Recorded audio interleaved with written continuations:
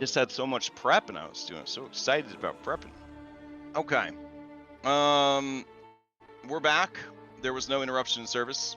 It has apparently only been 1 week of time. We left off on a interesting scene that we will resume once we get started.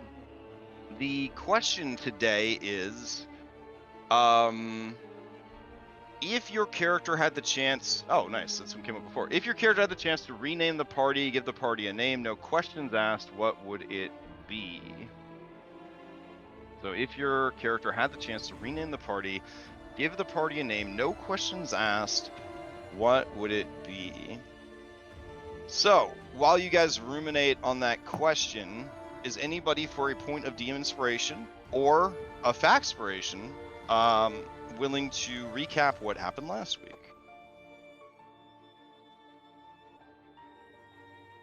If you're interested, go ahead and roll a die into chat. Okay, Darius coming in with a strong 10. Going once, going twice. And sold to Darius. Oh, wait. Oh! Oh, man. All right. Sorry, Darius. There was a last-minute bidder. Tiernan.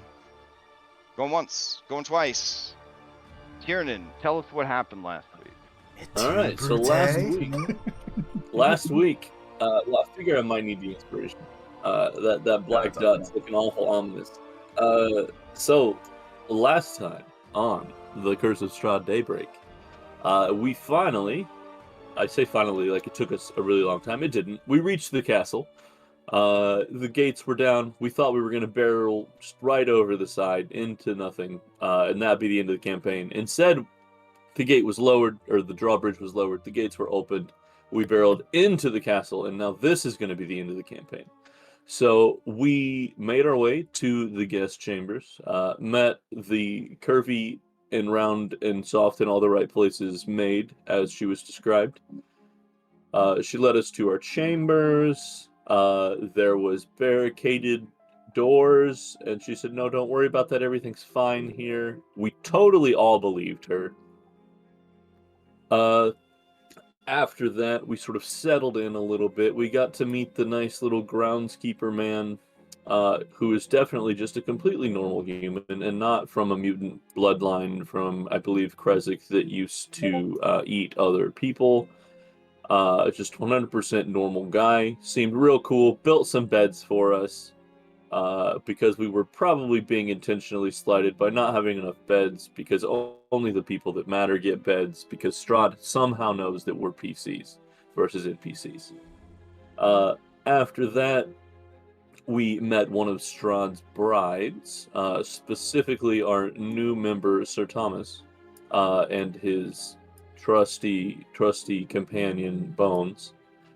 She also keeps dogs. Hers are unfortunately hellhounds. But Thomas, being the fucking baller that he is, successfully animal handle wrangled those hellhounds into like wanting pets. So that was pretty great. Also great that he didn't just like burn his hand to a crisp when he touched them. So then they went on a little stroll down in the courtyard. Found straight up just like living human skeleton bones. The bride put him back together, said, don't worry, everything will be fine. Thomas proceeded to have a little mini panic attack because he realized that all this shit's actually real. He came back up. We all started talking. We're like, we should maybe try to go to that place that has the thing. That place that has the thing being the cathedral. We went down there. We went to a crossroads. Well, not really crossroads, cross hallway. And there were little dragony noises that freaked Izzy and Mac the fuck out, because those are the same little dragony noises that they encountered on their nightly adventure in Vallaki/Valakai, because I can't remember how we say it in this campaign. I'm so bad at that shit, just ask Mythic about Kira. And after that point, we decided that we needed to run away like little bitches. And so that is what we did. And we are now being chased, also like little bitches, by these same weird large head dragon creatures. and hopefully we won't all die. Well, the large head, because baby still. Yeah, but yeah, no, it's They great. grow into it. Yeah, that's a great recap. Would you like factspiration or inspiration? I'm gonna take an inspo. Okay.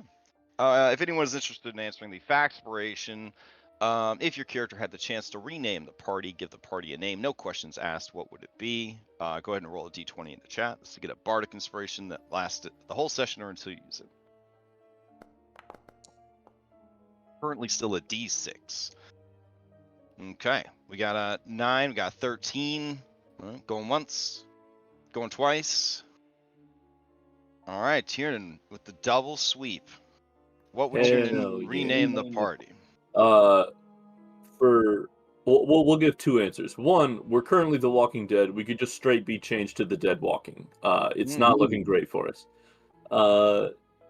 Option two is we're called something like the Displaced or something like that, because everybody in our group doesn't belong, whether it's because we're from an entirely different world, or it's the case of like Ayla, where she doesn't really belong with the rest of the Vistani because she wants to actively, physically herself work against Strahd, or whether it's Irenia, where she is hanging out with these group of basically outcasts, and she has always sort of felt like she never really fit in as well as the daughter of the Burgermeister.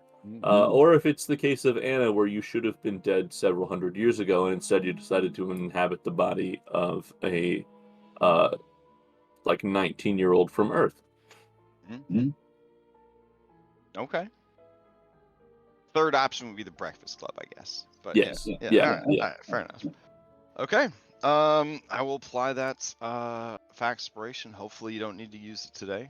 In our slice of life bed and breakfast simulator. Bed and breakfast simulator. Okay. Without further ado, let's head back into the castle. I ordered an omelet. It was a little cold. Send it back to the chef. They sent out dragons. Yeah, they'll warm it up for you. Mm-hmm. Don't worry. Okay.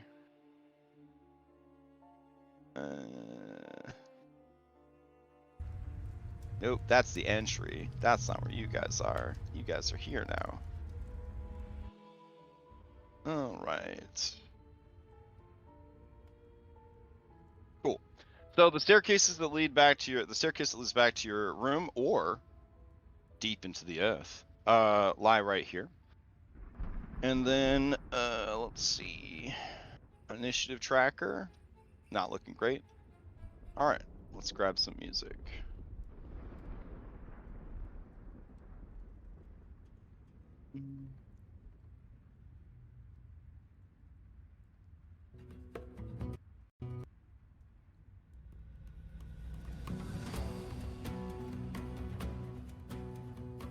Okay, so whoever went last, you got to pick a dragon.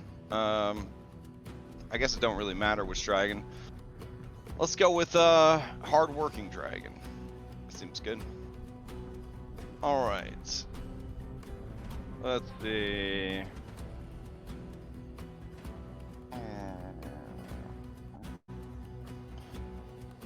Yeah, okay. Hardworking dragon is gonna fly here, and we'll put him about 5 feet off the ground, maybe 10 feet off the ground. And then he is gonna breathe his breath weapon into Tiernan. Tiernan, this is a fire-based attack. I'm gonna need a Wisdom saving throw against fear. Shit.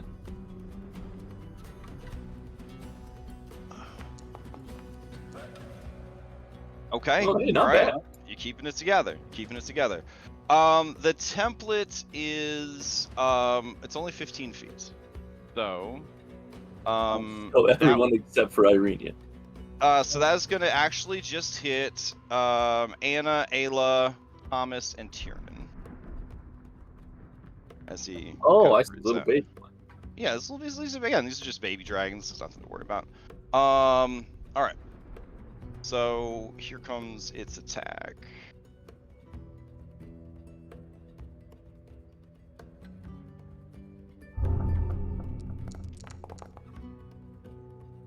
All right. So 14 fire and 8 necrotic damage. Dexterity saving throw for half.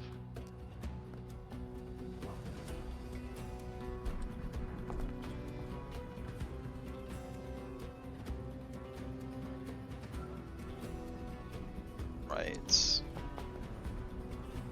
I'm gonna assume an 8 doesn't make it. 8 does not make it. 11 does not make it. So that would be a total of 22 damage coming in from that attack.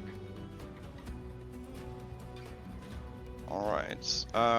For Ayla, 22 damage would be an injury. Yay. All right, here's your injury.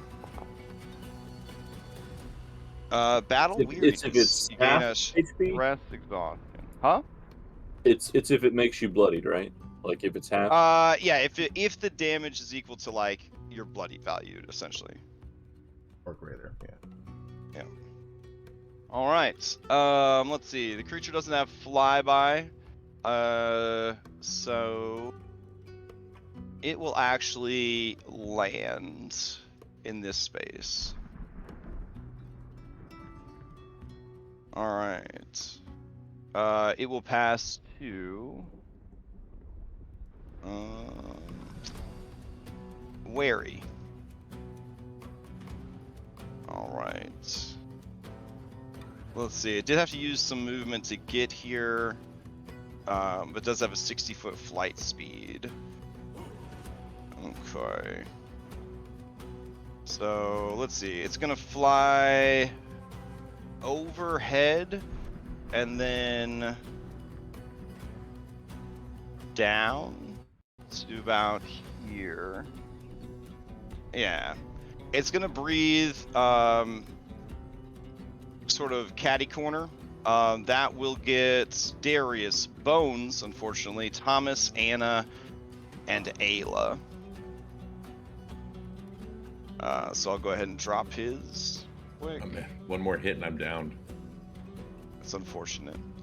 All right. So let's see. Here comes the breath weapon.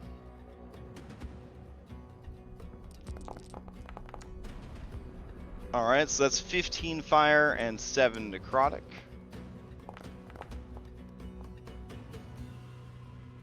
And I'll need a save from Bones. As a companion, Bones does have evasion, so if he can make the save, he won't take any damage. Darius, you get a boon.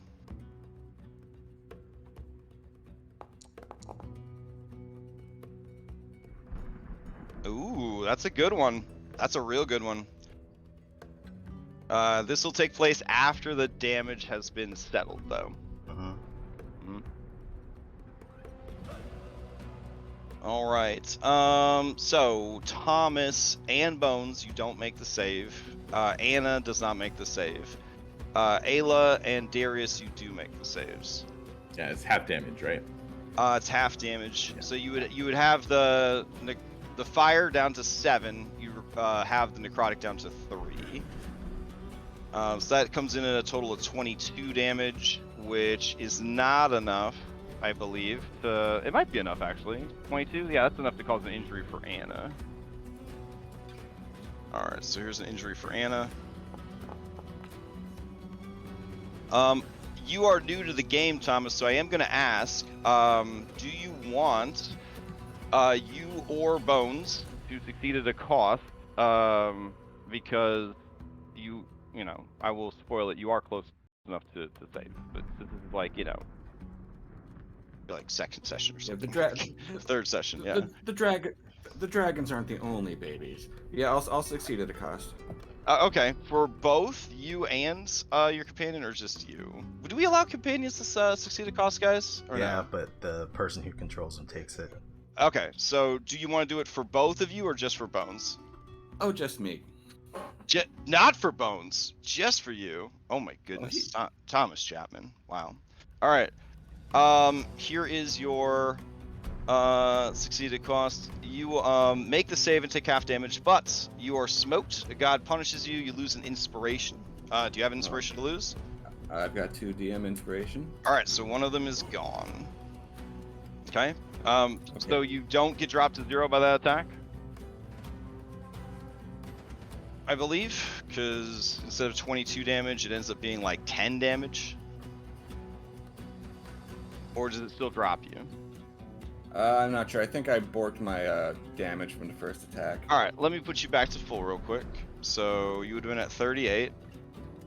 And then, did you make the save on the first one? The first one, I think I got a... Yeah, 22. So you made Yeah, the first 22. one. So you would have taken 7 plus 4, you would have taken 11 damage. Mhm. And then this time you made the save, you would have taken 10 damage. So you're still hale and hardy, Dino Tough. That's great. All right. This creature will finish its movement by landing here. All right. I'll get these pesky templates out of your way. All right. It's gonna pass to the next dragon. For the boon. Oh yeah, you should address the boon too, because that's gonna be pretty important. Still round 1, so actually, I have a reaction.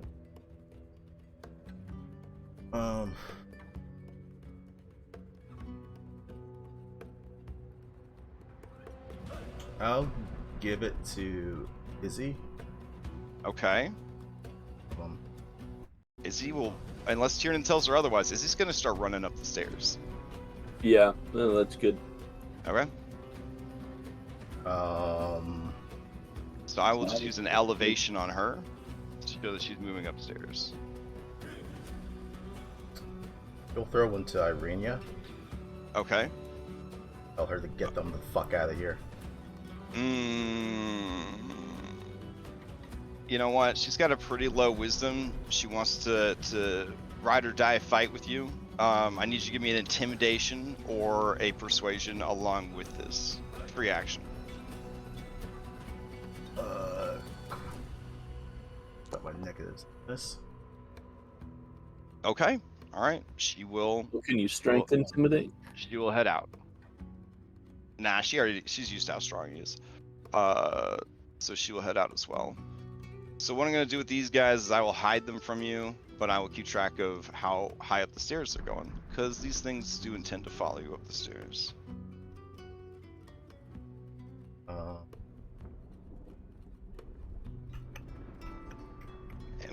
And that's it. 2 allies plus you, right? Oh yeah, that's true. Do you want to use it?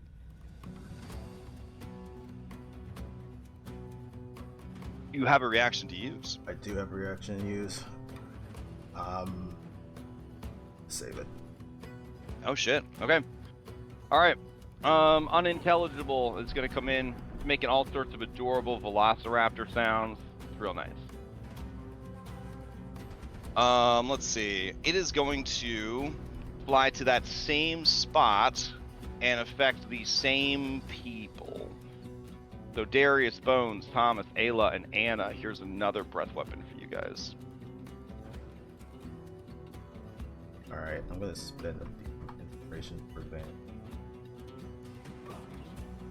Alright, these are very gentle breath weapons. So you got 11 fire and 7 necrotic coming. Halo's down.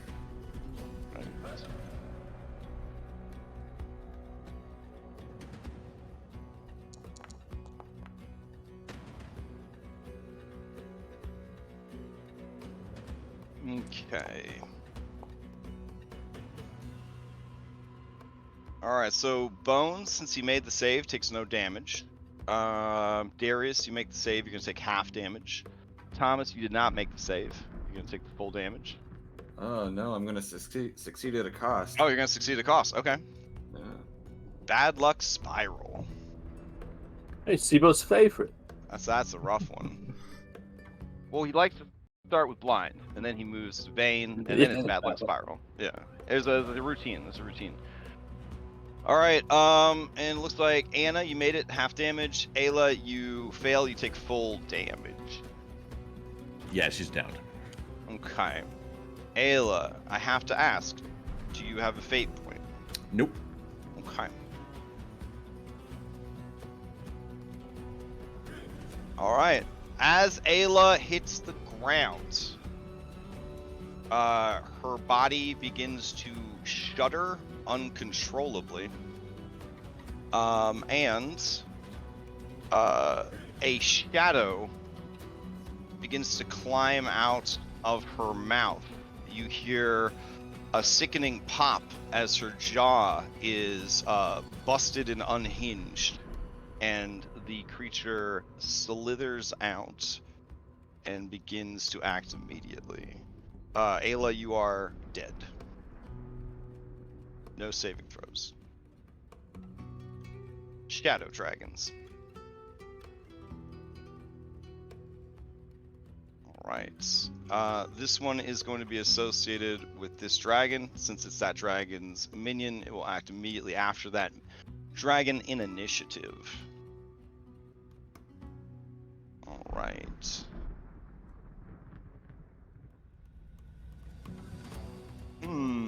Okay. It is going to use its D6 recharge ability as a bonus action to banish the light, which will extinguish all non-magical light sources in a 20-foot radius, which would plunge this chamber into darkness. So let me adjust that for you guys real quick.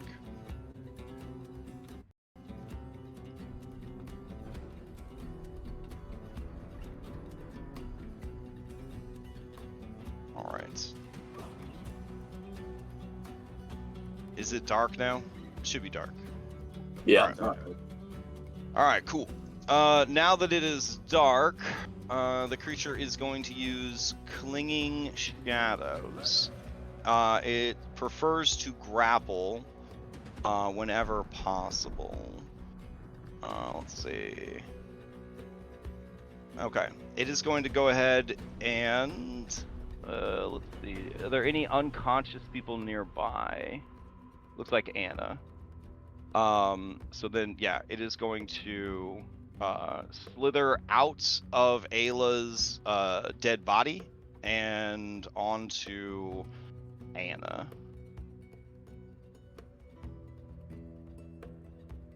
And let's see.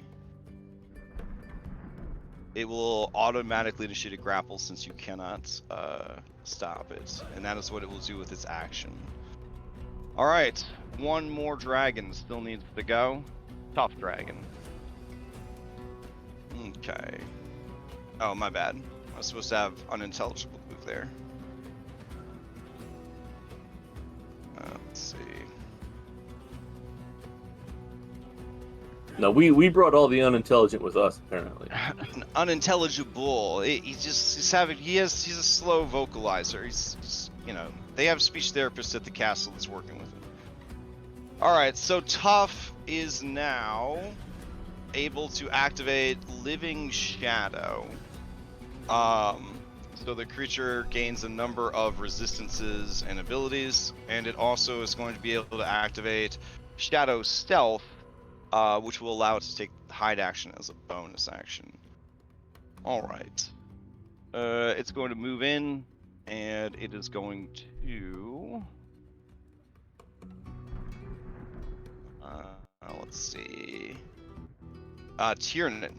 It suddenly appears in front of you, hovering right at face level, and it lets loose another gout of purple flame. I need another wisdom save from you for fear. And this one is going to affect Tiernan.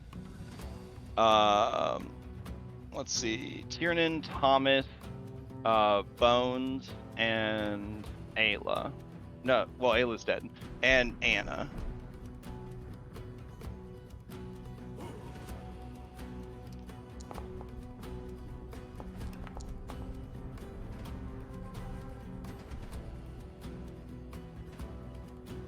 Alright. So we got, I need a save from Anna as well, though I guess you automatically failed dexterity save on the ground, so don't worry about it. Here we go. Let's see. Did I already roll tough? Alright, I'll just roll this, guys, to use up the charge. Alright, so that's 10 fire and 9 necrotic. And let's see. Alright. Tiernan, you make the save, taking half damage. Thomas, you make the save, taking half damage. Bones does not make the save, takes 19 points of damage.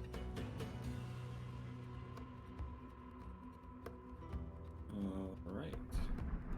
Right. And then Anna, you take, if you're on the ground, you take 19, which is not enough to overkill, so it would be 1 death save, but unfortunately the breath weapon of a shadow dragon would kill you, unless you're willing to spend a fate point.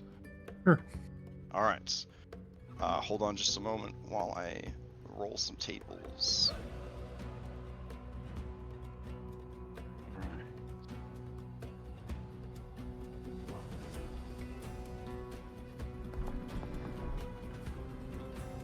Okay. Yikes. Alright.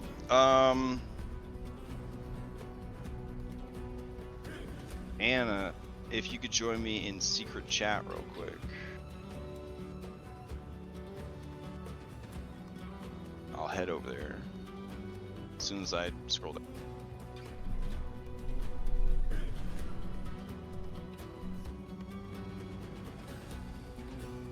Alright, so far everything's going exactly like we wanted. Mm-hmm. Yeah, I was rewatching the ending this morning, and yeah, they had initiative. Like, it was still the same round. Like, they all would have gone.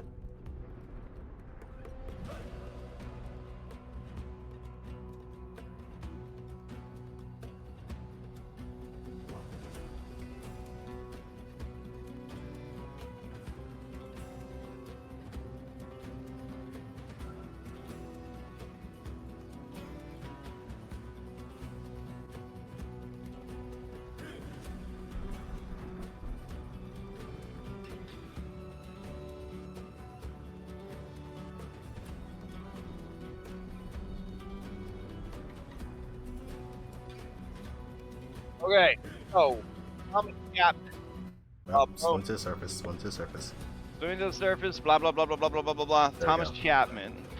Bones is a companion, but he's here. He's your companion. Do you want to use your fate points to save Bones? Otherwise, Bones is already dead.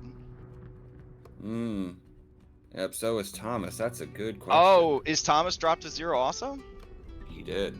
Oh, yeah, shit. Okay, well then, I'm sorry, Bones. I don't even think you're in the running here. Thomas, let me roll some secret dice, and then we'll head to secret chat. All right, hold on. Sorry for the delay in service, guys. This is all part of the magic, I guess. The horror. All right. Oh, these are some wild ones. All right, head on over to secret chat, Thomas.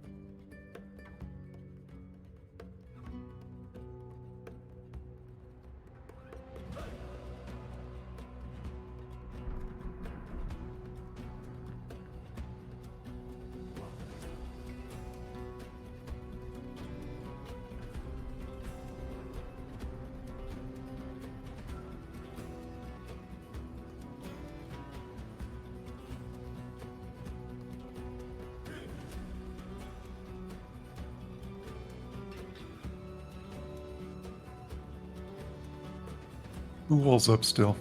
Because I can't see anything. I am with 21. At 26. Okay. Can you guys see? Nope. No. Lovely.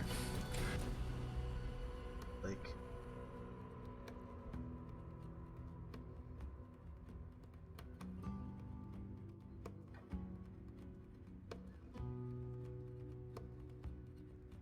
How is second wind healing calculated with our? I think it's multiple D10s that started scaling, so I think yours should be a 2D10. You get 2 dice plus your level. Okay.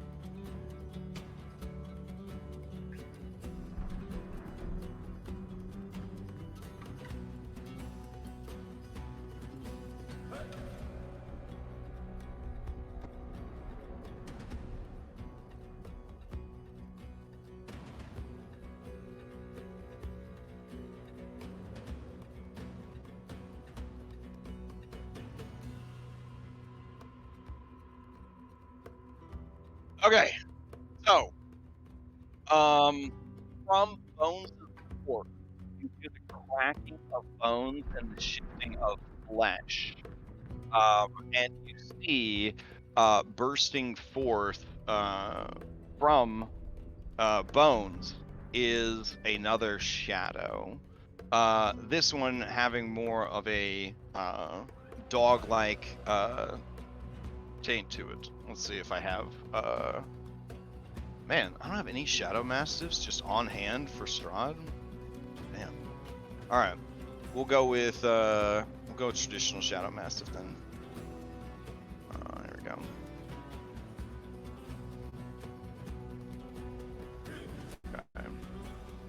Okay. This shadow mastiff it belongs to this dragon right here. Now, as this is happening, Thomas Chapman, your body has been burned badly from head to toe. Most of your hair has been burned away. Most of the skin on your face and chest, your clothing is on fire. But you're still standing on wobbly legs, wide-eyed as your eyelids have been melted and burned away. You have a few moments left. What do you do with them? All right, he's gonna shoulder his rifle, or put it up, like, I don't know if he's standing or not, and he's gonna shout to everyone, "Get your asses up there!" And he's gonna face these creatures. Buy him some time. Okay. So as he does this, and his body is blazing up good. Oh, did you want to hand anything off to? Oh yeah, and as he reaches up for Tiernan, and Tiernan, you feel him put something in your hand, and he gives you this, the stare that men give other men in times of crisis, that tells you everything you need to do to get these people to fucking safety.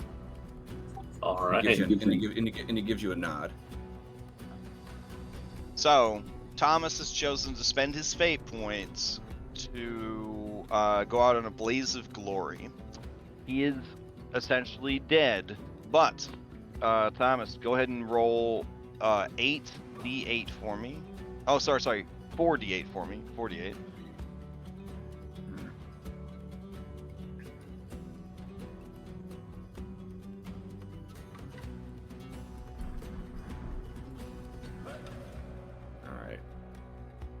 Should be a dice roller in the bottom right corner of the screen. Yeah, got it. There you go. All right, so let's see who's still alive. Me. Tiernan and Darius.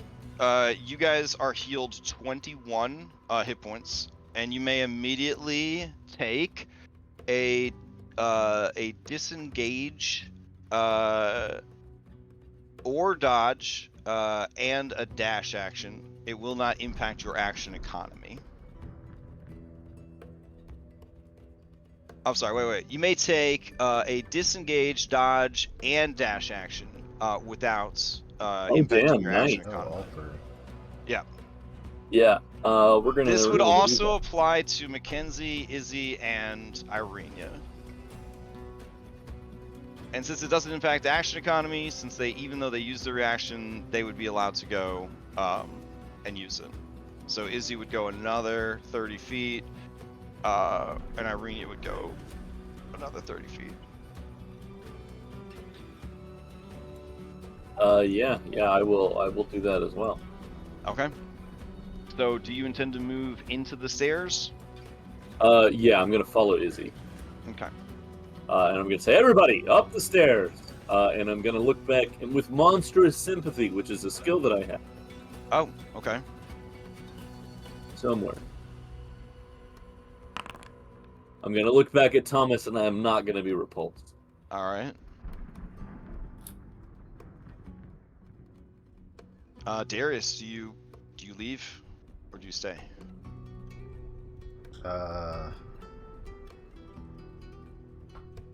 Please.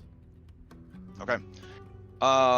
So Tiernan, that would put you into the passage, and set your height to 25. And Darius, that would put you in the passage, set it to 20. And I will move everybody over to the staircase map. Because they're not done with you. And Mac, I guess, would be ahead of them by a little bit, so 30. She'd be like, yeah, she was right there on the stairs, so yeah, she'd be at 30. Alright. Let's see. I'm hoping I get these boys in here without them getting too reset. Let me see. They might have different names now, but should be fine. Their color markers are the same, and they hadn't taken any damage yet. So, all right, these are very narrow staircases, claustrophobically so. Each of the I haven't moved you over the map yet. Each of the stairwells that you are in is going to represent essentially, like 20 feet of movement to get up. So, the dragons are still down below and would have to fly to catch up. The Mastiff hasn't gone yet and will likely pursue into Fly the up these hallway. tiny ass stairs? I don't know, it sounds like difficult terrain for dragons. Ooh, okay. Then they will use their climb speed. Good point. Good point. Chimney climbing is still slower than regular climbing. Sounds like difficult climbing. Climbing is definitely slower than their flight speed. You are right. Okay. So let's see. Irena's 40 feet up, so she would be just at the beginning of this staircase. Darius is 20 feet up, so he's at the very end of that staircase. Tiernan's at the very beginning of this staircase. Mackenzie is just ahead of Tiernan. Izzy, fucking booking it, is at the very end of that staircase. These guys are all dead. All right. We need a cameraman for everybody. So let me grab that, and I'll throw that into the stairs with Darius. Maybe. Yeah, there it is. Okay. The staircases are dark, which is going to be an issue, I think, as well. But I'll bring you over to this staircase map. All right. Can you guys kind of get a sense of where you are? I mean, I see a me. black with white grid lines. But... All right. All right. Cool. So, Darius, you hear the snarls of a doggo running up the stairs after you. Let's see. Could it reach? Let me check the map real quick. I'm gonna say from Bones location 1, 2 into the stairs up 20. Yes, so it would be able to reach you, Darius. All right. So this wonderful Shadow Mastiff that looks like a hideous mockery of the noble German Shepherd that you knew only briefly. Are you able to see it all? Nope. Just Okay, grid lines. then this attack is going to be at advantage then. Let's see. Here is a bite for you. I think that's going to miss. You are 12. Privately. Oh, okay. So a 12 is going to miss as the creature comes barreling up the stairs behind you. And we got to roll what's left of you guys into initiative here. All right, hold on.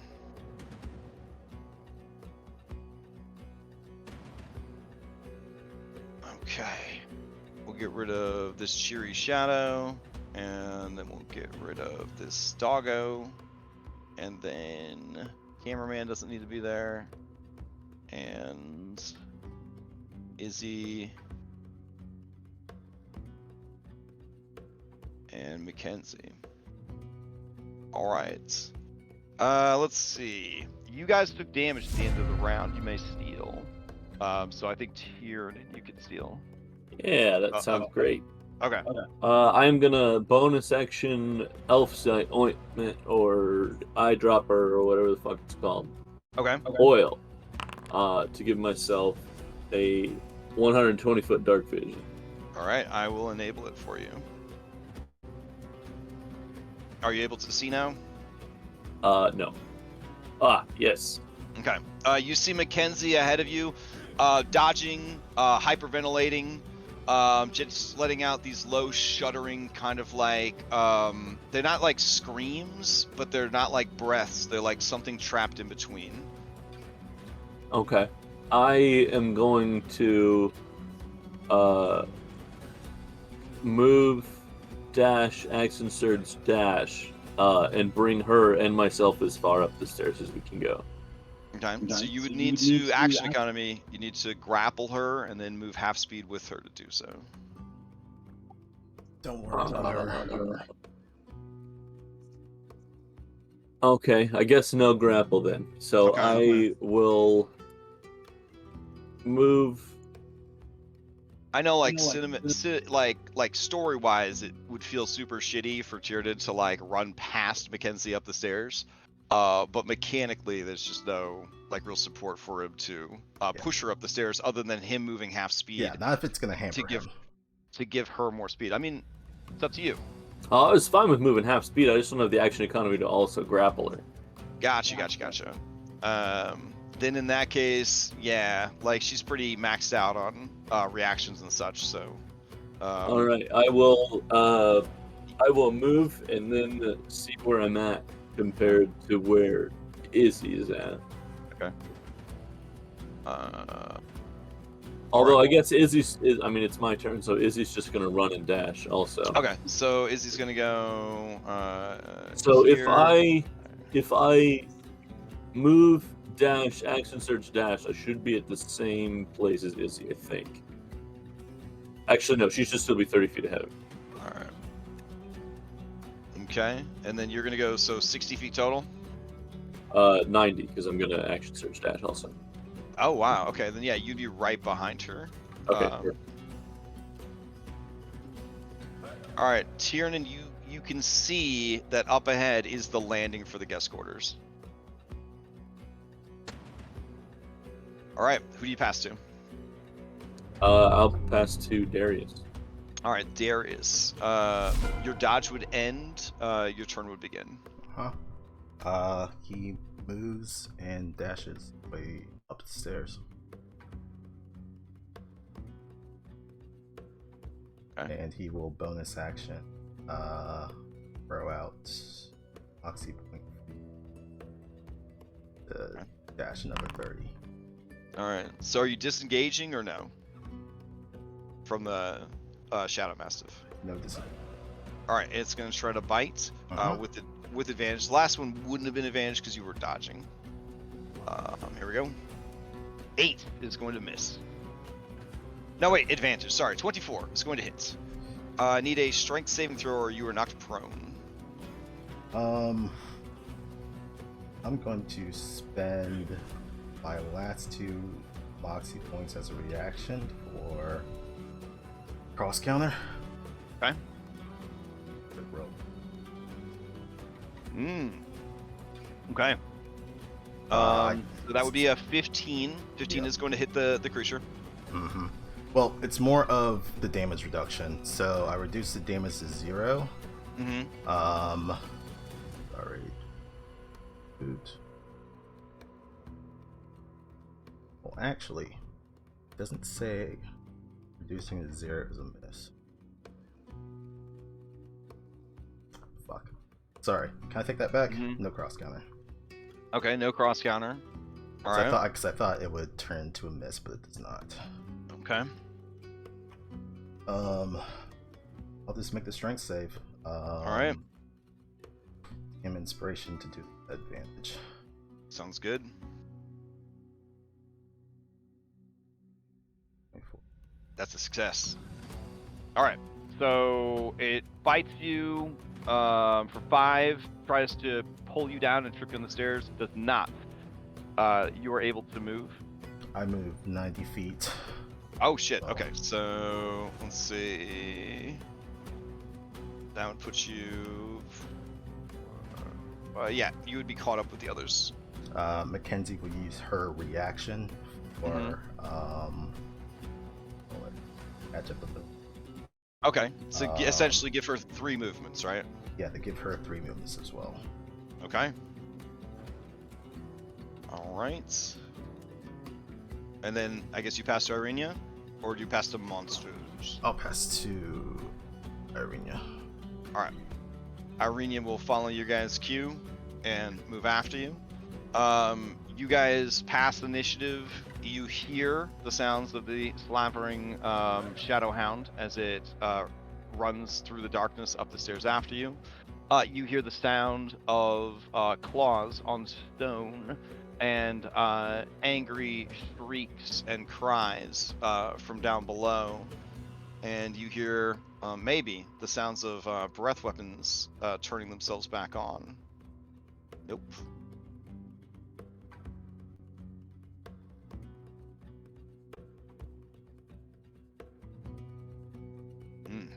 Okay. You guys have made it to the floor for the guest quarters. Do you want to stop there, or do you want to go further up into the castle? Oh, this Do we know about what's farther up? You have no idea what's further up. Just more staircase. Darius is just gonna yell for them to get into the common room. Pull up there. Yeah. Alright, is that the decision? Go into the common room?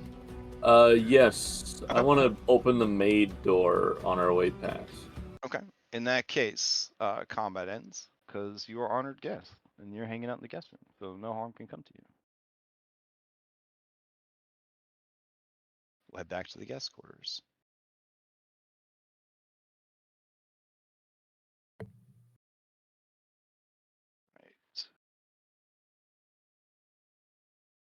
Right. And we'll have to make a few adjustments here.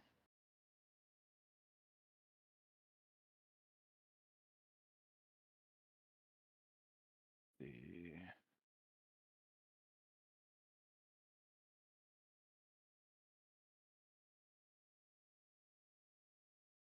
All right, as you make it back, you see that the 2 maids that were outside of your room, or outside the common room, are still just sort of standing there. There's another 2 maids that are kind of moving from room to room and cleaning as you return. You are back, but without a Bones, without an Anna, without a Thomas, and without an Ayla. Now, full meta conversation.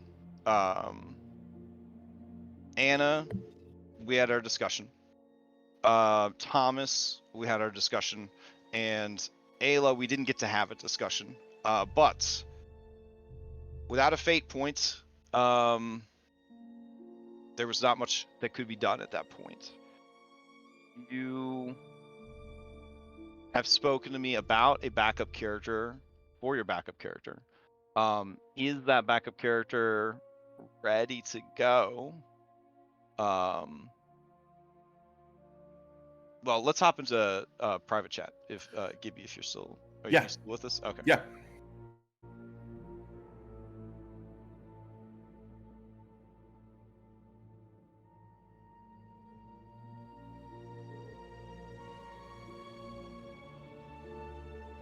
Well, then, for not making that be a total party kill.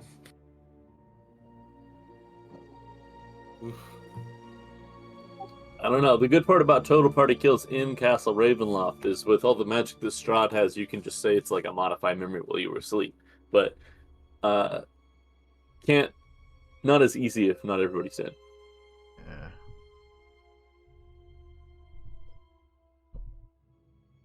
Or we could say that we joined Strahd's army.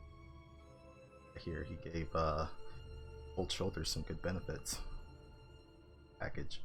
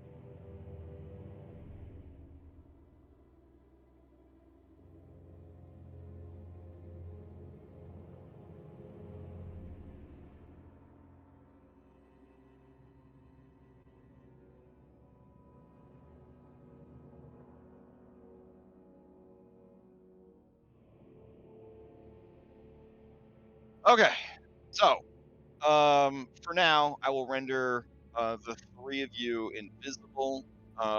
Your ethereal spirits can sort of wander around the map, be able to see. Yep, swim the surface. Oh, great, wonderful. Yep, there we go. All right, so the three of you that died. For now, I'll just make your miniatures invisible. You should still be able to move around the map and see what's going on, sort of thing. But you'll be, queued back in as the story dictates.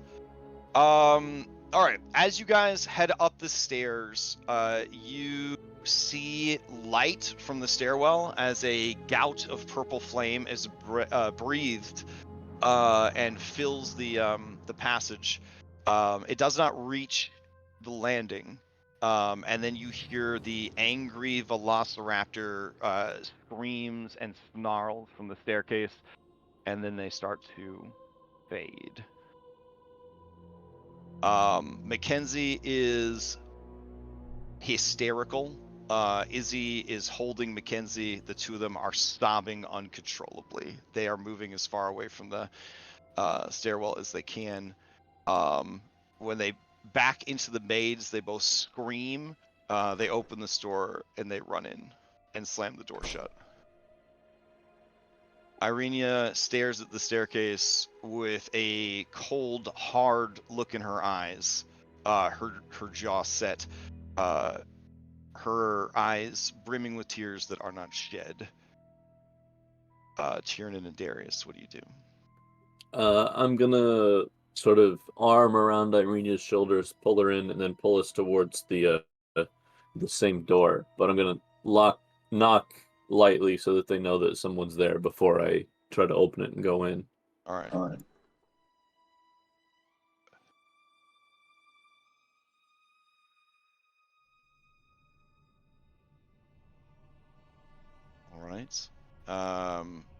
As you open the door, one of the maids steps forward and does a curtsy to you. She motions at the empty room and then sort of motions to herself.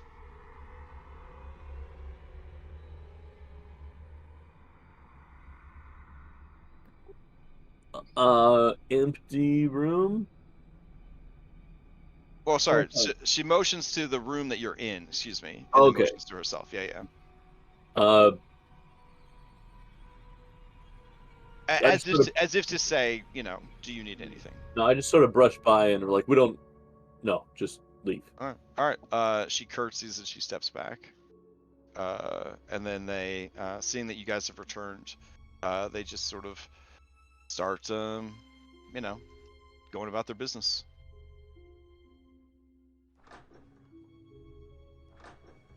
Of cleaning and tidying and whatnot. Darius, do you follow Tiernan in? He doesn't follow Tiernan in, but I think he's just pacing up front of the door, cursing expletives. Fuck, fuck. Punches the wall a couple of times.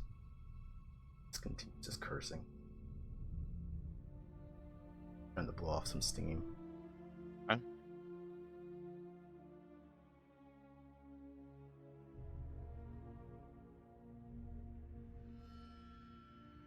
I'd probably say after maybe 2 minutes of that or so, then he'll go into the room and check on.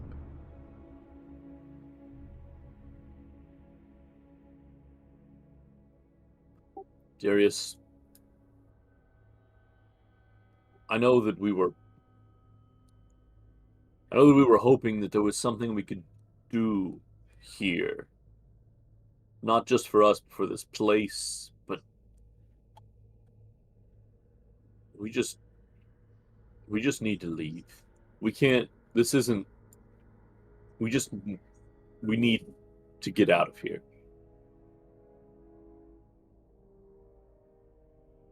Can't use the front door. No, I don't mean the castle. I mean this world. This isn't... Who cares about this prophecy, this replacing or ridding of the the dark. I don't care anymore. We need to leave Barovian. Starting to agree with you. You, This is all sorts of fun. so Strahd likes outsiders because they do things, right? They're interesting. What if we just weren't interesting anymore?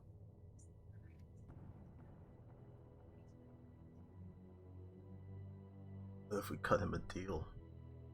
I don't know. Do something for. It's out of here. Remembering the thing I was handed to by Thomas. At this point, I look at it.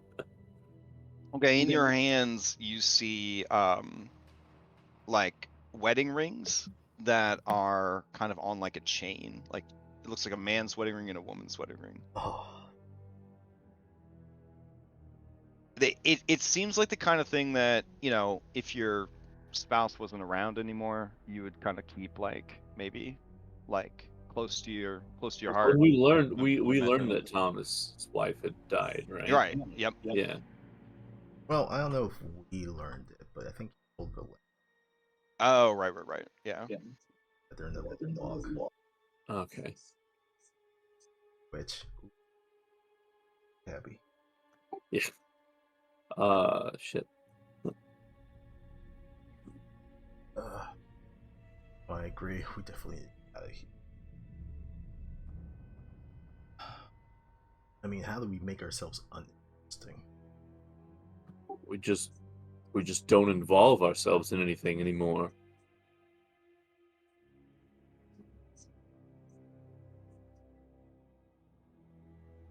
That's what he likes, right? They shake things up.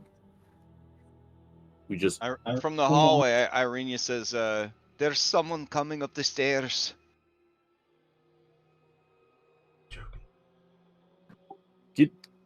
come into the room with the rest of us. We'll close the door and Tiernan, with your good perception, you hear the sound of wind chimes inside of armor, and you hear the thump splat of someone wearing only one diving flipper. Girls, stay inside. Cyrus. You hear a voice from the stairs say, "Careful with it. She's an honored guest after all." And you see Cyrus reach the top of the stairs with him lantern. And behind him, you see two of those armored veterans, and they are carrying the body of Anna. She seems to be in really bad shape, burned, and just completely jacked up. But you're confident, Tiernan, that she is still breathing. And he says, has the will of steel. Cyrus says, "I was getting the dining room ready for tonight, and I happened upon your friend." Do you think perhaps maybe in the future more explicit warnings of the danger should be provided to guests rather than don't go out, it might be bad? I'm so What about sorry. don't go out, there's fucking shadow dragons? That's unfortunate to hear. It seems she took a tumble down the stairs. And these guys kind of bring her in and set her down on this bench with a rattling of bones. And Cyrus says, "She was alone when they found her. I guess she was trying to take a little walk around the castle. You should tend to her. It looks like a pretty nasty fall. She might have fallen on a torch." And you do notice that she has some really bad burns on her kind of neck and chest area. I hope this won't prevent you from attending dinner tonight. It would make my master very cross with you.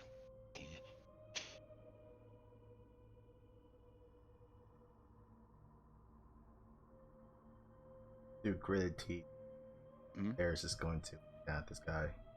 Yeah. Thanks. You can leave now. Please leave.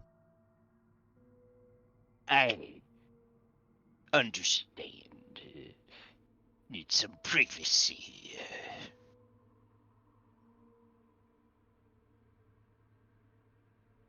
Just remember that it's the castle can be a dangerous place, but you are honored guests.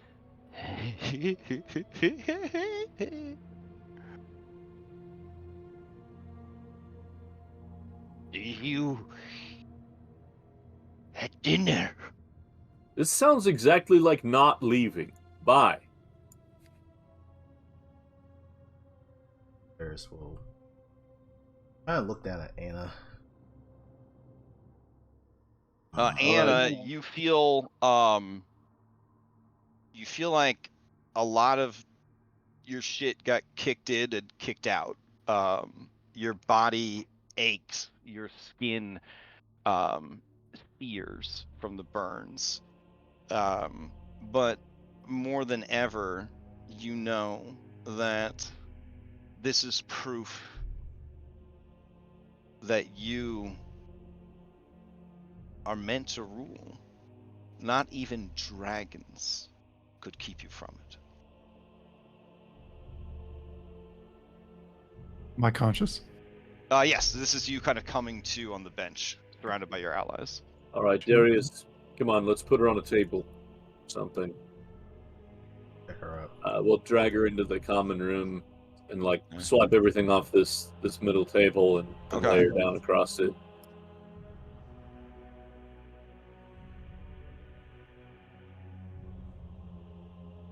And then yeah, I'll fucking get to work. Okay. So mechanically, what that looks like is a healer's kit heal, but All right. It looks like she has lost maybe 10, 20 pounds of just beef and muscle mass, almost as if in the time that you left her, she went like weeks without food. She is badly emaciated. There are burns again on her neck and kind of chest area. The dress is badly damaged. But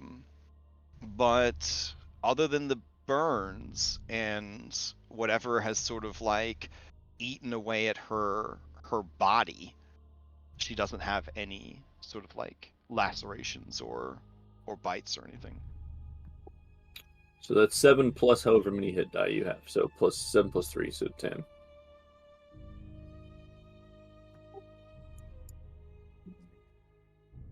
Irnan, thank you. Darius, I'm glad you both made it. You too, Irenia.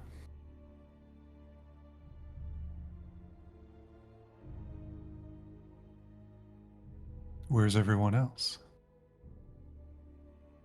Staying here. Mackenzie and Izzy are in the other room.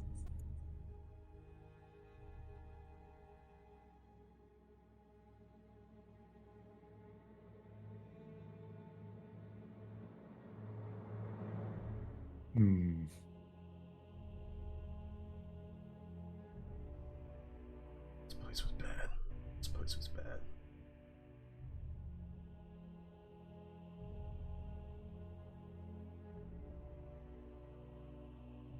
Irenia says, I don't understand. If we are honored guests, why would he allow something like this to happen to us?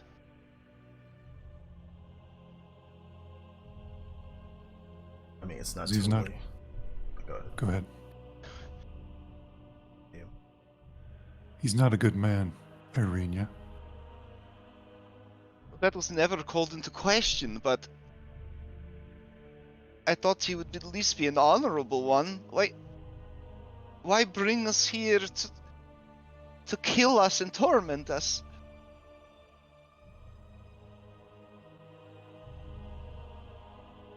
Maybe that's what we need to find out. Or are we still going to be quiet at dinner? Oh, I think that's past. We have nothing to lose now.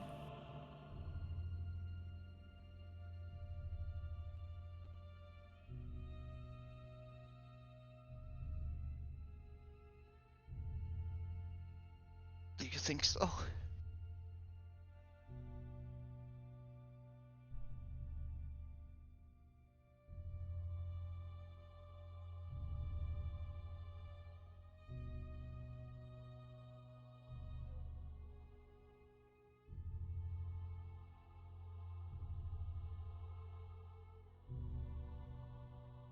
Anna looks at the maid. Oh, And as- sorry. The maid's not like all up in your biz. She's just in this room, kind of tidying up and cleaning. She'll get her attention. Okay. And ask her- She comes over and she curtsies at you. She looks at her and says, "Can you do anything about this dress?" She looks at the dress thoughtfully and she nods and she motions for you to give her the dress. Okay, she disrobes in front of everybody, gives her the dress. She takes the dress as she leaves.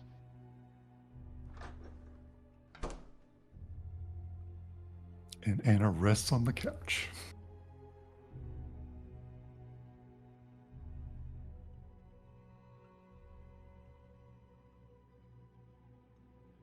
Okay. Thought climbs out of your backpack, Tiernan. And he says, oh, that was pretty ugly. Yeah, that was not I'll be what I think honest, any of us expected. I thought the Ranger was going to last a little bit longer. So how do you know about park rangers? Park Rangers. It's just, everyone's calling him a Ranger. I know about Rangers. Yeah, he's a park ranger. He works in a national park. Alright. I mean, wherever your favorite terrain is, I suppose.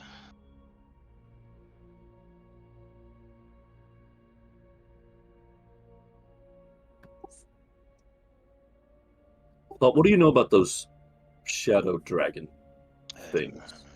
He's going to roll an Arcana check, of which he is trained. Well, so dragons, from what I understand, they ain't native to Barovia proper. However, wherever Barovia was before Barovia was here, was a world that did have such creatures. And those creatures, being dragons, are in a way indigenous to every part of the world. Based on the fact that the backpack was getting awfully warm, I'm assuming there was fire dragons, but all that shadowy business indicates that they are shadow dragons of a red persuasion. Essentially, the worst of a dragon and a shadow. They can disappear into the darkness, and as long as you're fighting them without light, they are nigh impervious to harm. Based on the size that I was peeking out of your backpack flap, they were only babies.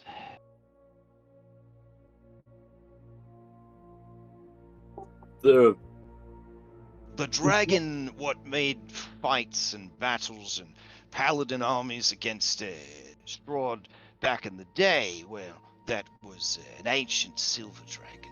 Ancient dragon, as big as this room, perhaps. Able to take on a human guise, Argynvostholt.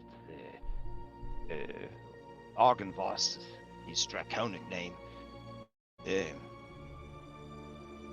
was a goodly dragon, one might say, if you subscribe to such ideals. These creatures below are sinister and evil, filled with greed and corruption. The fact that they were enchanted thusly to appear as statues makes me think that they're bound into magical service. Eternal guardians, as it were.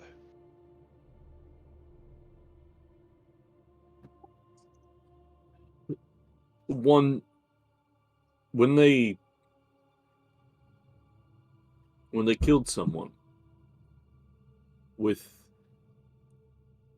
their breath, a shadow crawled out of the body.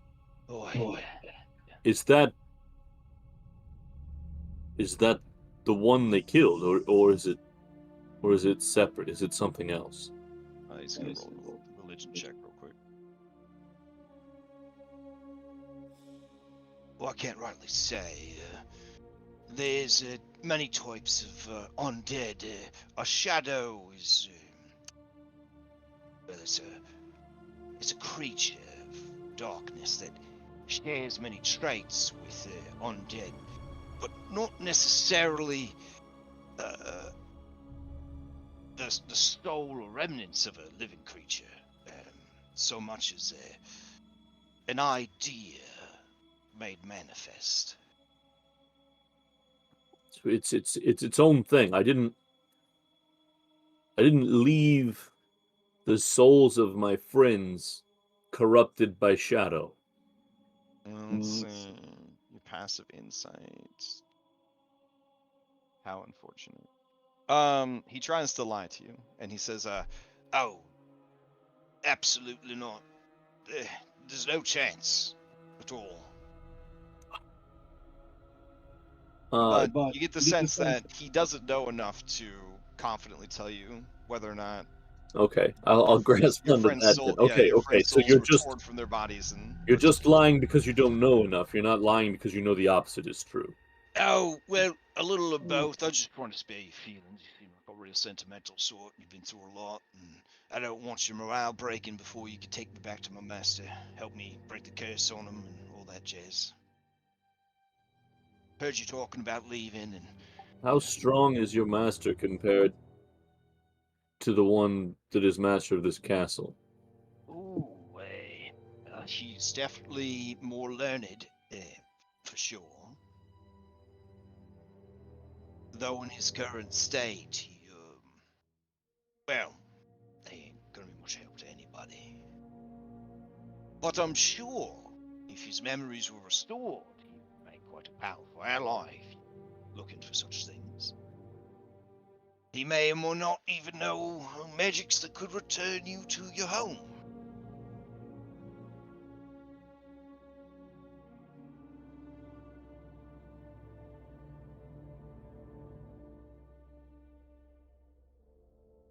Unit, what are you thinking? Get the fuck out of here. You can't leave.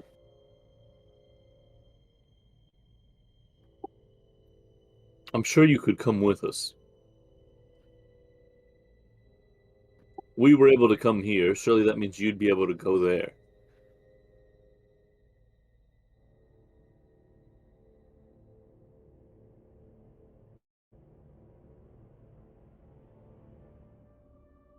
I don't know if I'd want to do that. Anna, this place with its evil and it's undead and it's everything is awful all the time, but it's okay because that's all we know. It's not how it is where we're from. Even the worst things about where we're from are better than almost and he looks at Irene, almost everything that's here. Irnin, If you leave, he was right. You are weak. She looks over at Darius. If you leave, you are weak. I am not weak. By the skin of your teeth, still. Darius, I've been dead many times. And I come back.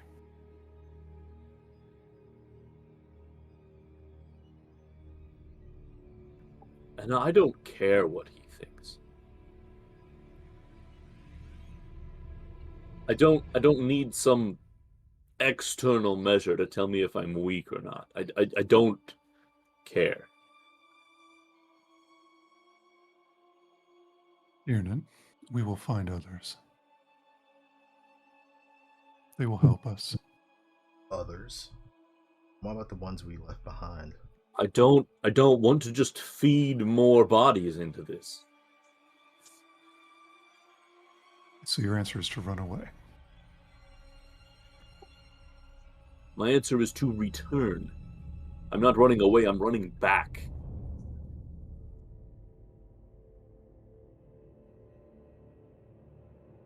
And Irenia, what do you think? She looks at Tiernan briefly, and then kind of looks away, and she says, I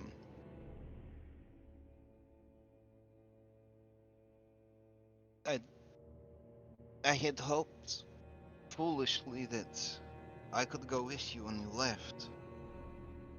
But I also thought that you would not leave until you had helped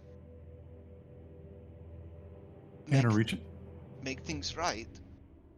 Anna reaches out her hand for Irenia.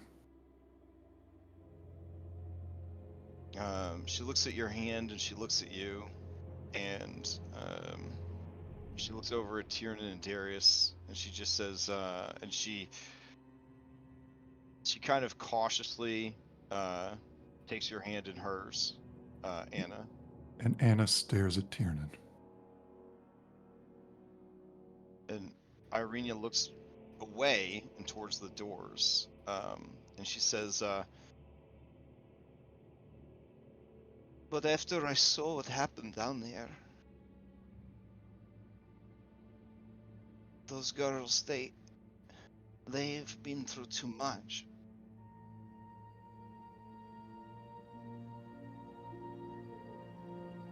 You've all been through too much.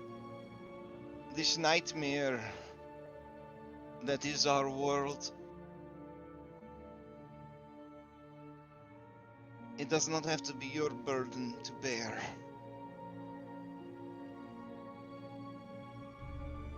But if I can help Anna stop him from doing these things to others, like you, and she looks right at you, Tiernan, when she says that, then I'll try my best to do that. Irenia, this world was stolen from where it should be. Steal yourself from it.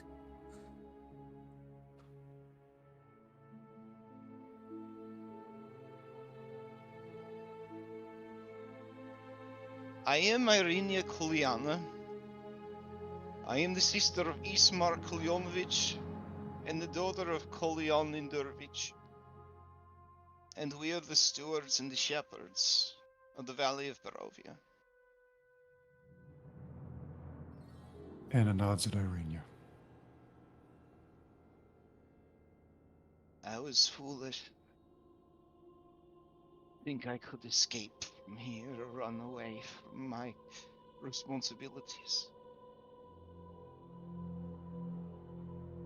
Tiernan and Darius, if you can find a way to take Mackenzie and Izzy home, I will not hate you or fault you for doing it. And as much as I would love to walk beneath the sun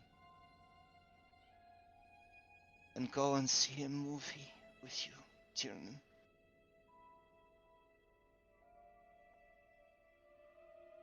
Don't give up yet, Irenia. it is true. Because if you give up, he wins. Fucking. Darius hits. And slams it. As you do, you hear from the other side of the door. He is my brother, Darius. I hear you cry out for yours in the night. I won't carry that with me like you do.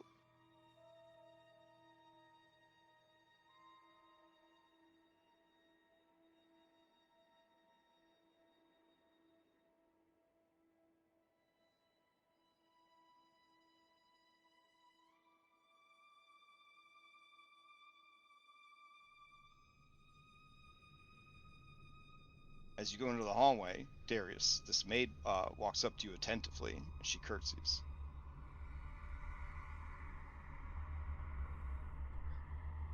He doesn't even pay attention to her. He just sits down. She wanders off.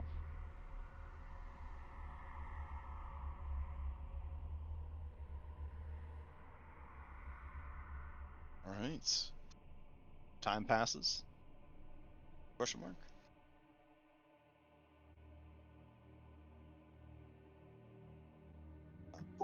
Yeah. Yeah. Okay. So, as time passes, I must have left a combat going because my clock's broken again. I'll fix it later. All right. As time passes, the dress is brought back. It has been cleaned and repaired. Takes about 3 hours before you get the dress back.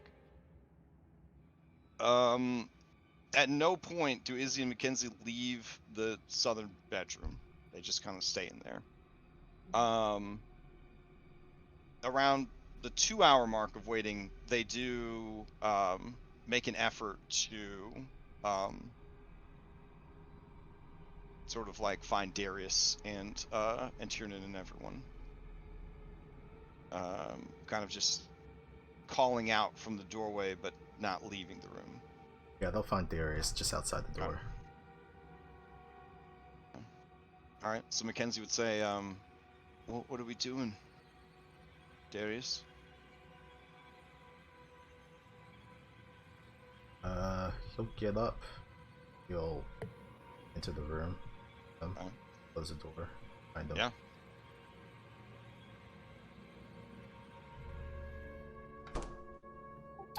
Tiernan would try to just spend time with Irenia, but away from Anna if he could. Okay.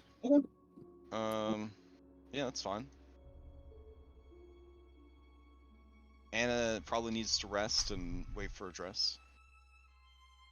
Yeah, he'll just kind of recap what was being talked about in the other. Mm-hmm. I'm with Tyrion and feel like we should leave this place. Izzy says, well, that sounds real easy. How do we do that? Okay, everything we've heard says that the Dark Lord is the only way out. We have to have dinner with the Dark Lord after his pets killed a guy who the only thing he did wrong was try to find us. And his dog that just like a few hours ago I was given pats and scratches.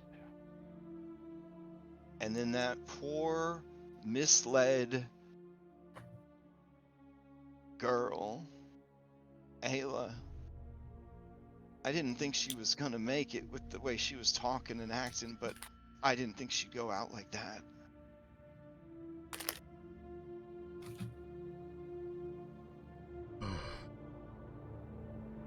A lot of people seem to think that if you have enough magic, you can leave without his help. But the only thing I've heard about magic is that it's dangerous and that the Dark Lord doesn't like it, which to me indicates that that's probably true then. That's what I'm thinking as well. But the only place that I know of that has any magic that I keep hearing about is that goddamn frog's master's lair or whatever. That's up mountains. That's up in the mountains. Fucking. I don't know. Is it as dangerous as being honored guest for dinner? Probably not. Probably just as much. And anyone who seems to be able to wield any type of magic seems to just get hunted down like dogs and slain. Which makes me think that magic is the only answer besides this guy, right? Yeah. I mean, why else would he go after Valakai? I've been thinking, I've been talking to different people. Ergol, Davian, even Mr. Burgermaster himself, Valkovich. I think the guy was onto something. Why put on the whole fucking show at that town if he wasn't right? Probably going about it all wrong, but probably still on something. He was saying the magic of hope or whatever. I don't know if there's any way of fucking bringing that here. This place is completely fucked. Is it a bad situation that we're starting to think that the crazy Baron was onto something?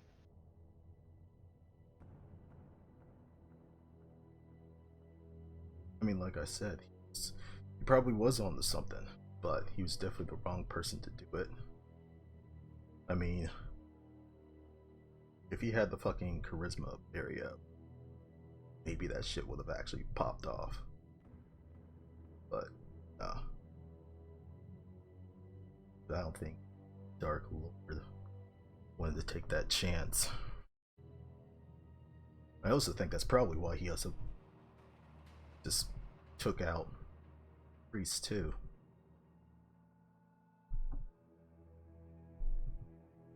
Can't be no fair. If I'm being wanted, I don't think Anna can bring it either. Says she wants to rule its place. I don't see how that's gonna happen. I'm not just gonna be fed to a fucking wood chipper.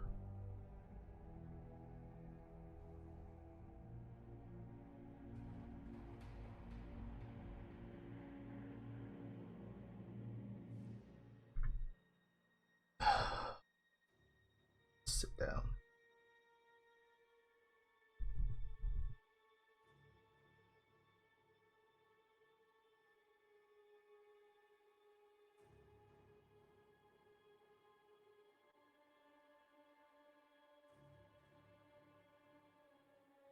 All right. And time continues to tick by. This constitutes a short rest. Yes, if you guys would like to take a short rest, you are in a sanctuary after all. Definitely take a short rest here. Tiernan, is during the time that passes, Irenia is doing that thing where a person's deeply in love with you, but you know that they are trying to break up with you and want to break up with you, but they don't because they're super in love with you. So she's like holding your hand and not letting it go, but not saying anything to you, not carrying the conversation when you try to have it. But if there's too much silence, tries to start a conversation, but then can't seem to commit to it. For anyone that has ever been in this situation, it feels pretty terrible.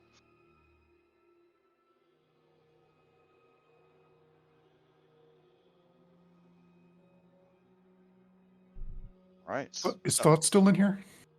Oh with no! me? Thought is always following Tiernan around. Okay. Yeah. Sam, sorry. All right. All right. So time ticks by, and you hear the thump flop, thump flop, thump flop. Cyrus Bellevue, and he and Helga are there, And he says nothing. And Helga looks cheery and unhindered by any of the events that have transpired. She lets out a sleepy yawn, and she says, well, it is time for dinner. More breakfast for us, but we'll make accommodations for guests. Is everyone ready for escort to dining hall?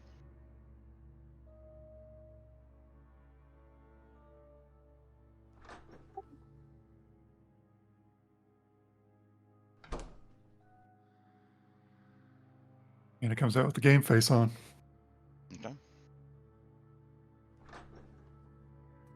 Darius, it's time. I heard.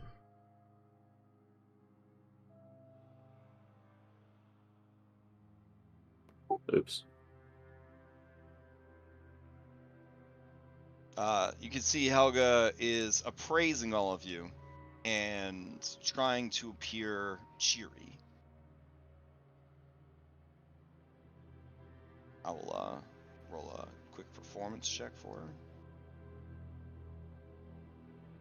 her. She's not doing a very good job. She looks nervous beneath the surface. Even Anna can tell that she is actually nervous beneath the surface. You should smile more. It behooves you better. She gives you a faltering kind of nod and says, this way then, if everyone is ready. And they will lead you downstairs.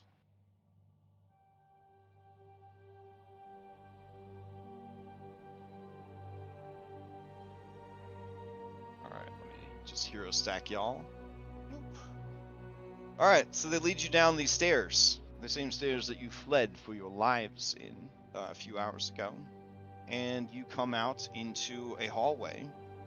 The same hallway where many of your allies died horrible and gruesome deaths. Their spirits possibly reanimated and forced to fight you, forced to serve darkness eternal. The ground still bears scorch marks, and you can see what looks to be trails of blood that lead from the hall back towards the entry hall whence the dragons originally came. Does not seem that much effort was made to clean up the mess.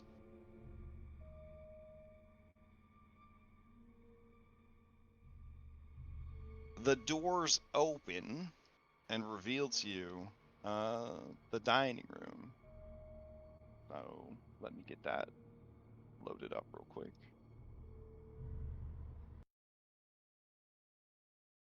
As you approach the doors and the dining room is getting ready to open, you do hear the sound of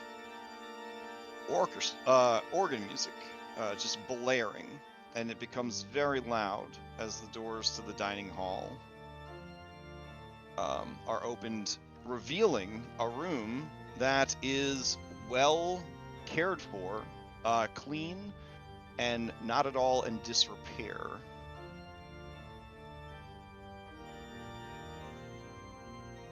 Alright. And I have some flavor text for you real quick.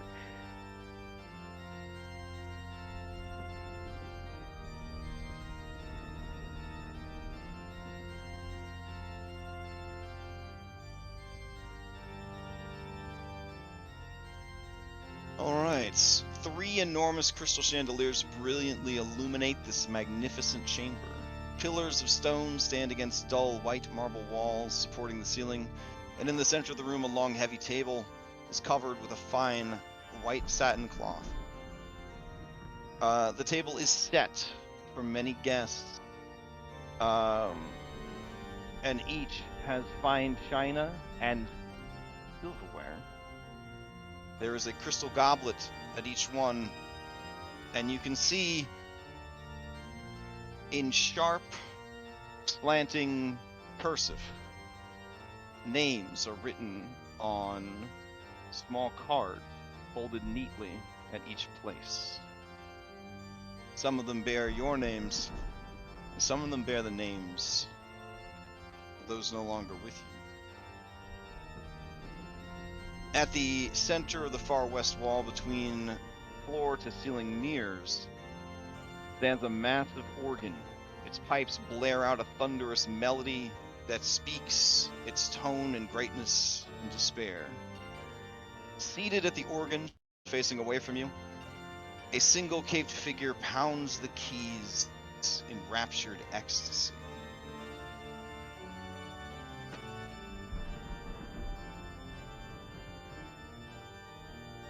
And then all at once,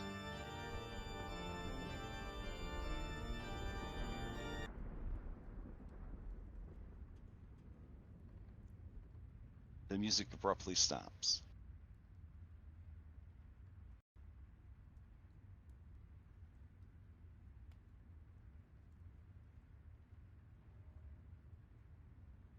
The figure stands, his back still to you, and then turns away from the organ and looks over at all of you. He is a Tall, pale man with a widow's peak. his ears slightly pointed. Not all the way Lord of the Rings, Amazon show, elfy, but more like Vulcan elfy, I guess. His features have a very Sharp and almost feral sort of hint to them. he looks at all of you with a confident, appraising gaze. And then he says, "Here you are, my honored guest. I finally get to look upon you, person. I finally get to sit, palaver, to enjoy a fulfilling meal, and perhaps an even more fulfilling discourse. Long have I waited. You honor me, and now I should honor you. Please, take your seat."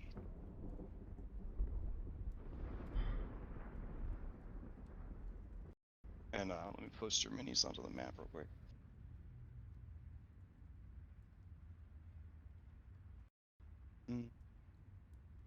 Also, make everybody bigger.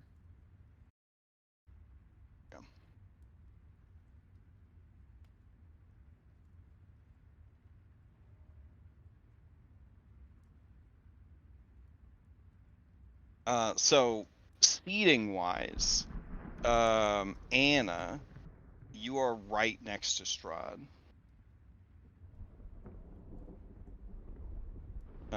Followed by Tiernan, followed by Irenia. Izzy and Mackenzie are kind of over here. And then Darius, you are on the other side of Strahd. You can see that there were places for the others who did not make it.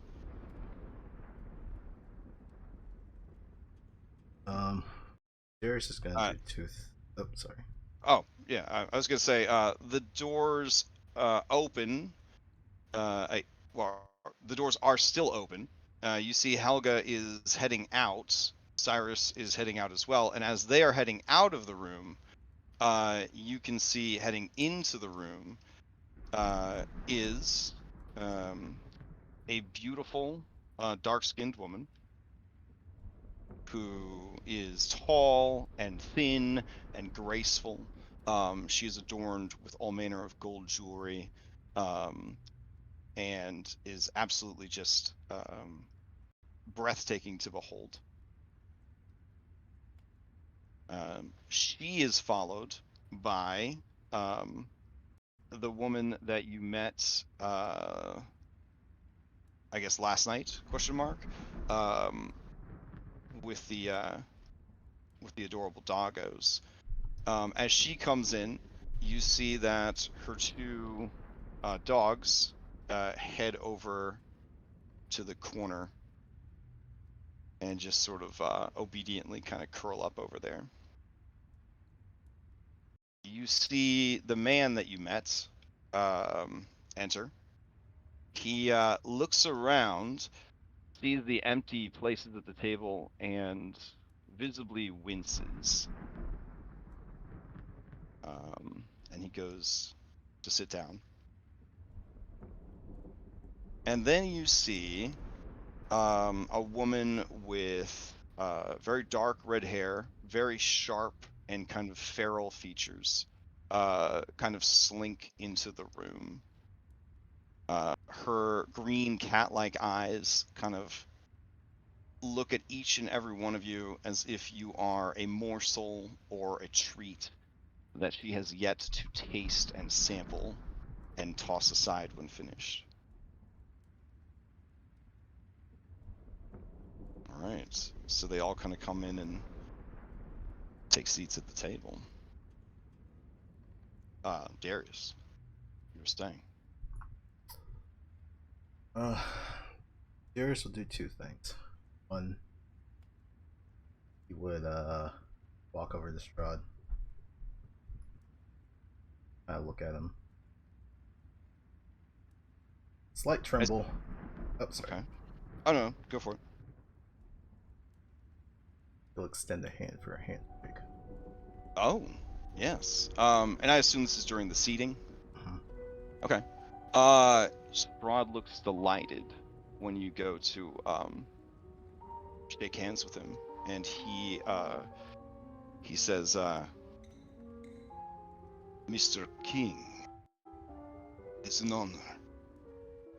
And he grabs your hand and he shakes it. His hand is cold, like a corpse. But his grip is equal in firmness and strength to your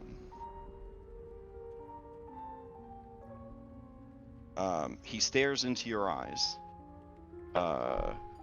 taking your measure. Go ahead and give me a wisdom saving throw.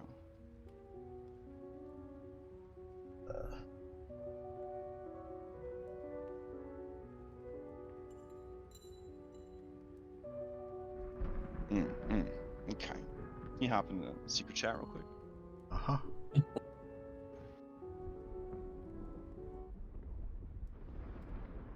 You mad at this guy? You haven't forgotten how mad you are. This guy's the real deal. This Ain't no guy joke. Ain't no joke. this guy ain't no joke. This guy, as ashamed as you are to admit this, it might be the coolest fucking guy you've ever seen in your life. Like,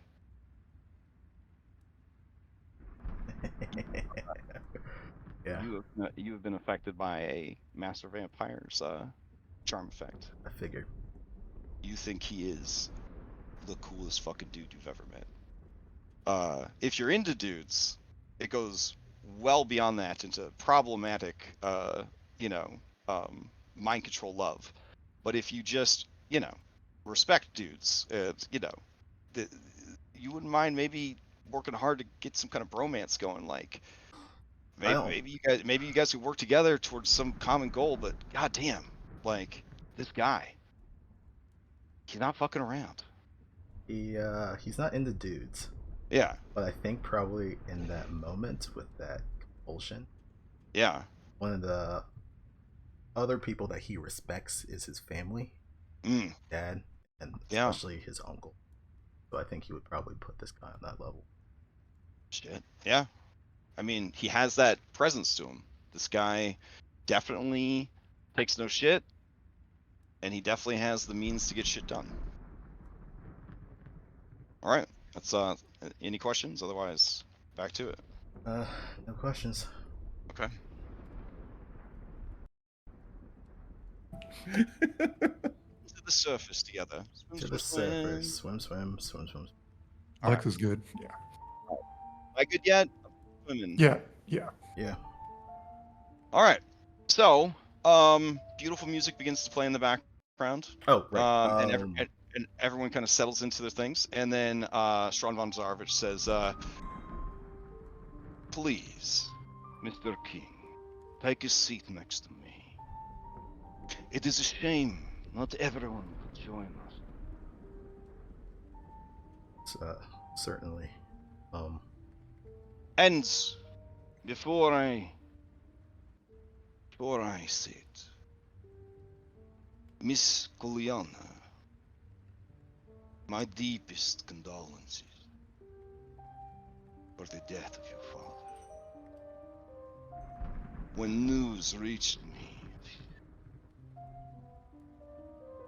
of murder, I was furious. Anastasia here has taken pains to find his killer. He will be punished for what he did.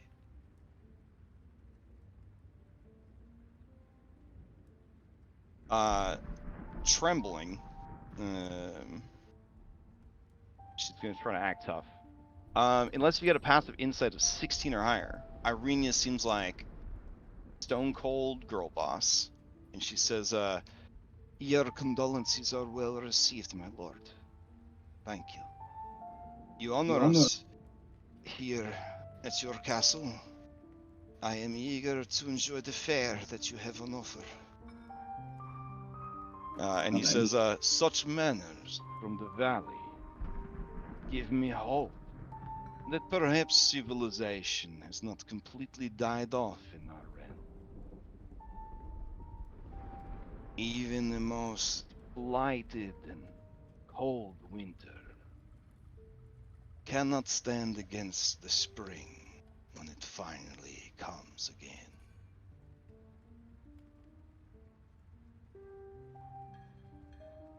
And with that, he starts to seat himself, and only after he starts to sit down do the four brides start to seat themselves.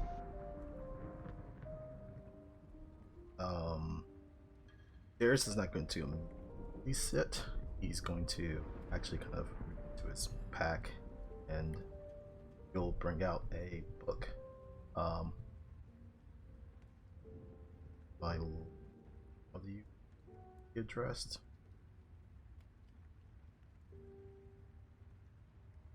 It is very polite of you to ask. You are not vassals of me and my realm. You may simply call me Bonzarovich. Call me Lord, if you like. Baron, if you must. And perhaps in time, you may call me friend. Or just kind of down at that. Oh, it also is worth mentioning he is wearing blue jeans. In case anybody was curious, he's wearing blue jeans. He has a pair of Levi's. But like they're black blue jeans, you know, because he's formal. Yeah, for a formal occasion, you definitely bust out the black ones. You hear the thump splat, and Cyrus Bellevue comes in the room and says, "Your Excellency, we discussed because it was room at the table, and they have been very good. Your additional guests." And you see behind him, looking. I mean, well, you guys can give me kind of an establishing shot, but considering you just come from the dungeons and been hosed down by fucking living skeletons and forced to wear formal clothes, I guess I'll let you guys introduce yourselves as you see fit. Let's see. The first to enter the room seems to be well, describe him to us.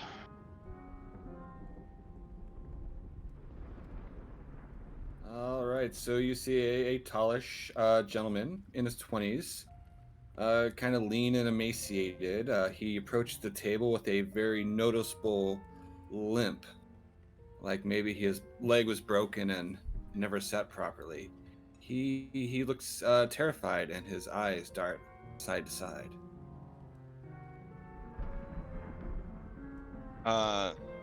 This incredibly beautiful woman, Ludmilla, she motions to the chair next to her for you to come sit down. Do you? Yes, he literally startles and jumps when she does that, but he will without question. Well, as he comes into the room, behind him, you hear a very subtle air guitar riff, and then Yeah. So stepping out behind him is a guy that looks like he is just out of an 80s soap opera. Feathered hair, bad boy stubble that seems to be perpetually 3 to 5 days old. But is wearing a formal suit that looks dusty and dated and very ill-fitting, and he just looks absolutely broken, just pissed off but broken. But he still smolders because 80s.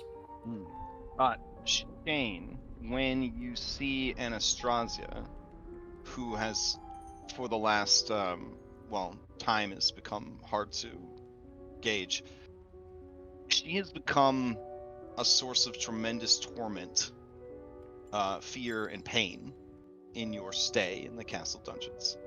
She looks at you with a knowing and hungry smile, and in that moment you can feel the fangs breaking the skin. You could feel her strength asserting itself over you. Yeah, he Yeah. doesn't make eye contact, or but feels like he has to look in that direction, but just like wincing, like an open flame is nearby. Asher taps the chair next to him for you to come sit down. Strahd says, may I introduce you to two of my extended guests. They are joining us because of their good behavior. Why don't you gentlemen introduce yourselves? After all, these fine people are from Earth as well.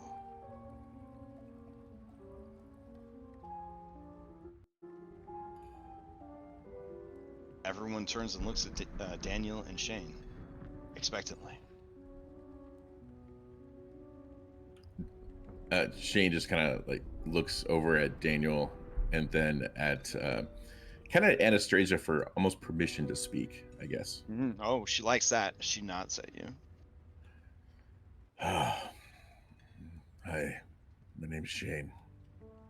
I've been a guest of our host for a while. Sorry you guys are here too.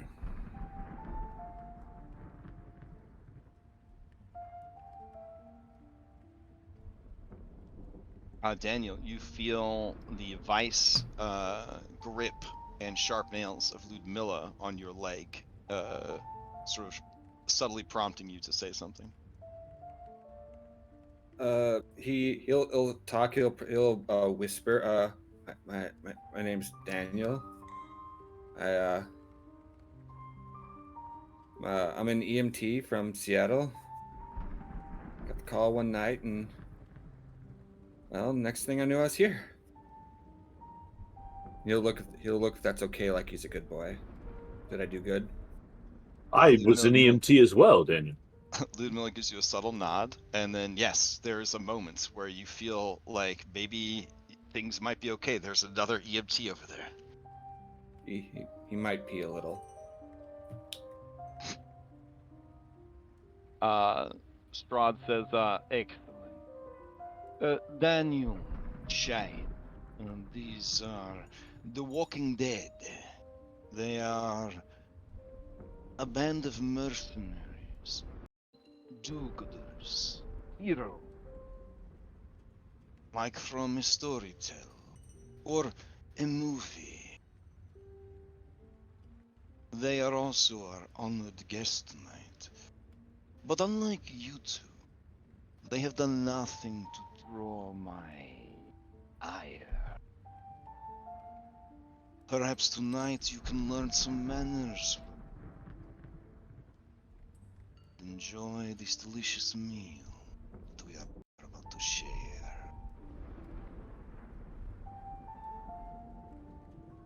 When he says manners, Darius will kind of look at him and will say, stopped by Lady Wachter who came here and said that it'd be best if we gave gifts. I've been around, going to his bag. He's asked modern day token. And what he produces is a book. It's a little worn down, but it is a owner's manual for a Chevrolet 1979 Nova muscle car. I was kind of working to store this thing back on Earth, and I've pretty much been staying cover to cover. I was talking with your man Escher. Thought you would in the book. Strahd looks surprised, and he says, "This is a manual. Artifice, then." Yeah, it's some diagrams of parts of the car, the engine, some of the function, how it works. It's not the whole build out of how you would be able to construct one, but something, little ideas.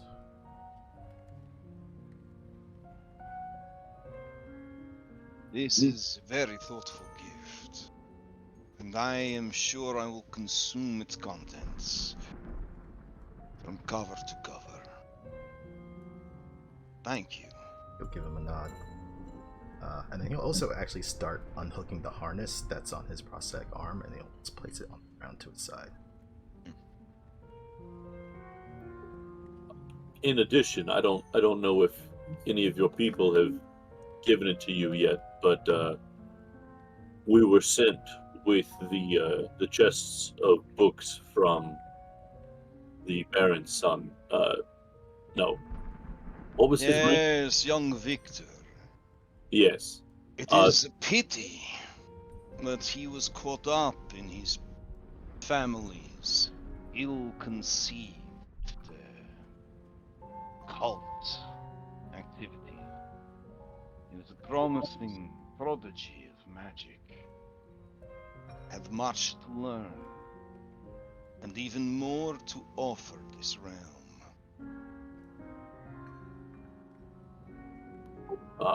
From what I'd heard, he wasn't a huge fan of his father's, but what can you do sometimes? Family is family, after all. Yes, he died well and honorably, defending his mother from the angry mob.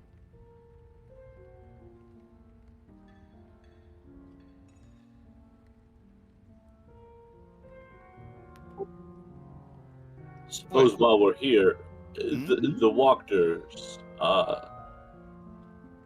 when you were in town, did she inform you of what is happening with her daughter? She made no mention that anything was wrong with her. Anna shoots Tiernan a glare. Only that you, a trained physician, were taking care of her. Yes, I'm looking into it. It should be resolved, so you don't have to worry. How wonderful. To ease me of this burden. Tiernan Beckett. The door opens and Cyrus Bellevue comes in with some porcelain maids, and they have little carts, and the carts are loaded down with food, and they begin to place the food upon the table. And let's see, where's the food? Yeah, hold on.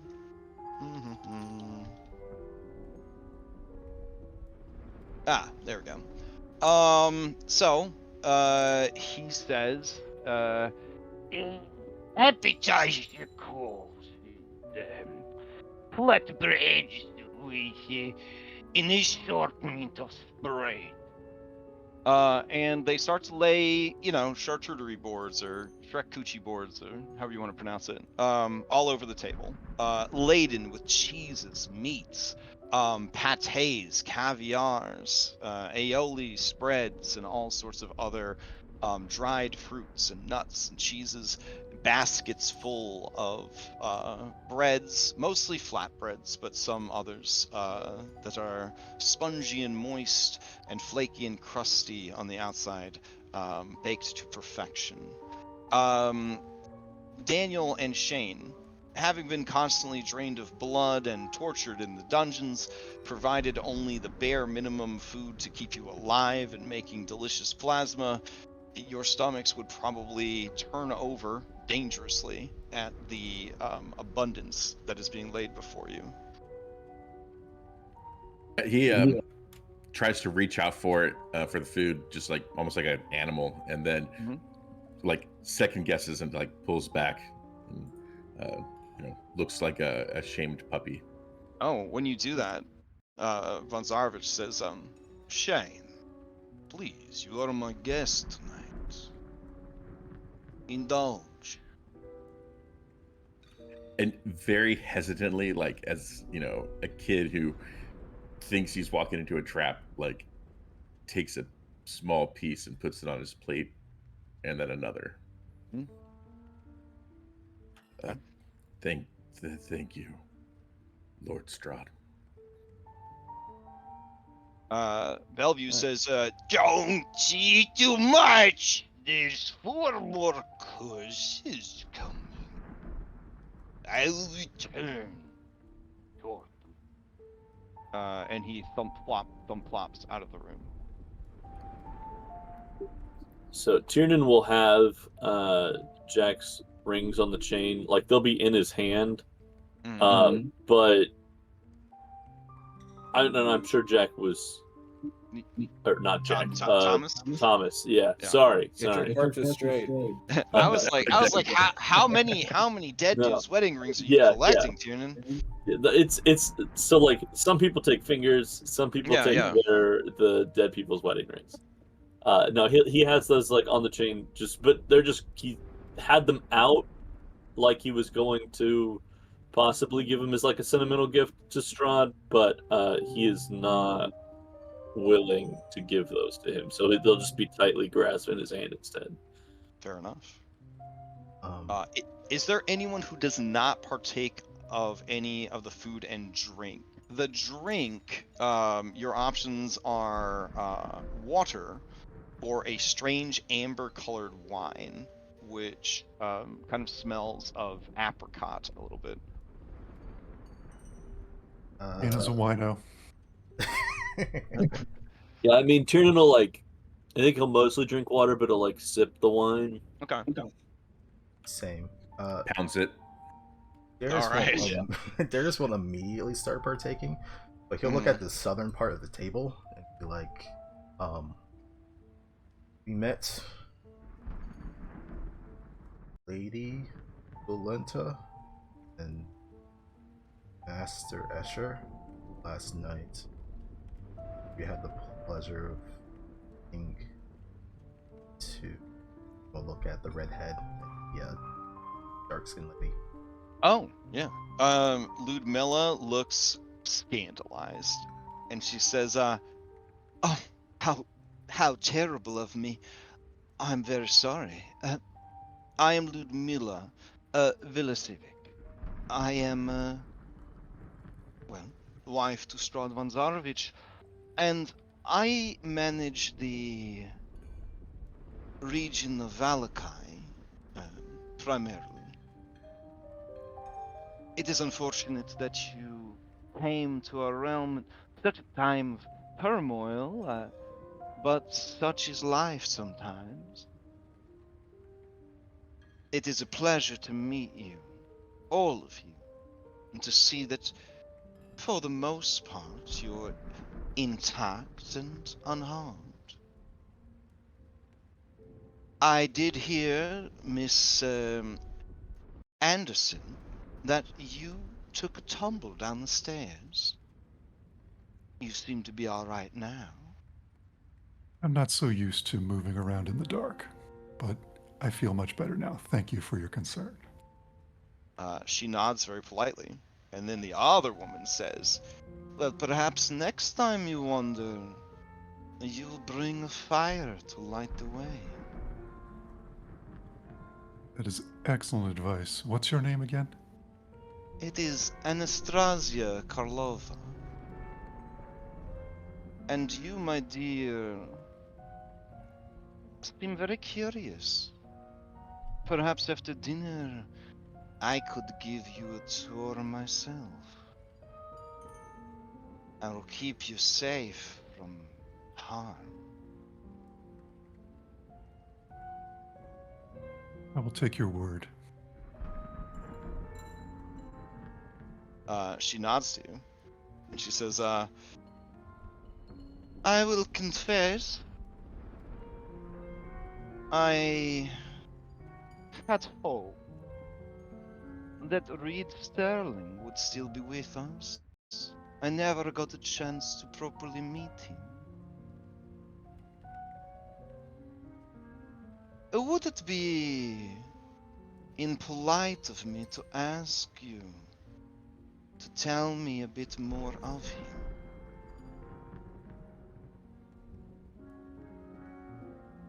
Certainly. And she looks at all of you. Didn't really know him too long, but said he was an actor back on our world. Without looking at Asher, she says, like you, Asher. An actor, but perhaps more talented and handsome.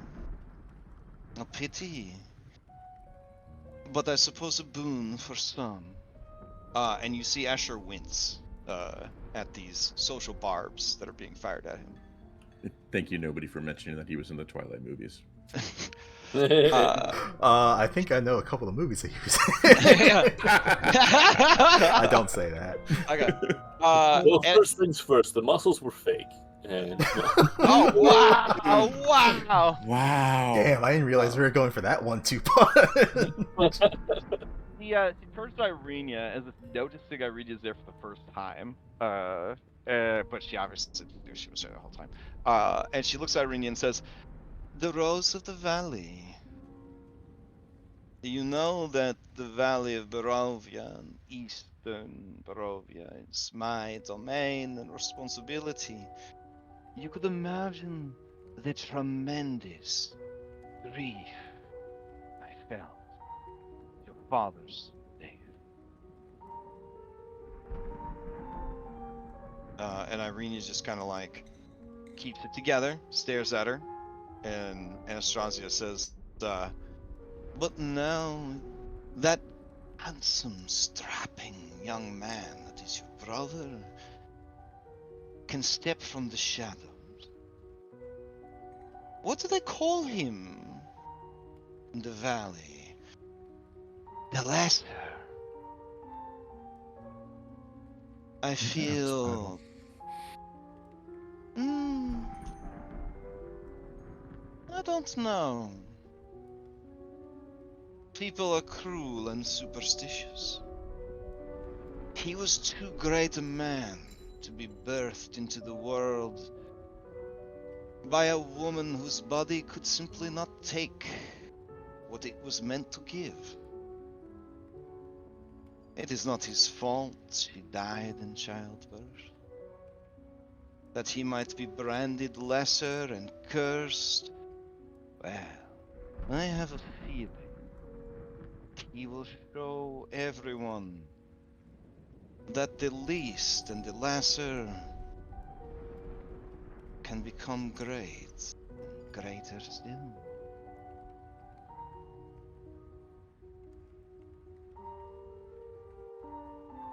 And Irene just kind of stares at her. And then she says, before dinner's over, I have a gift for you, Rose of the Valley.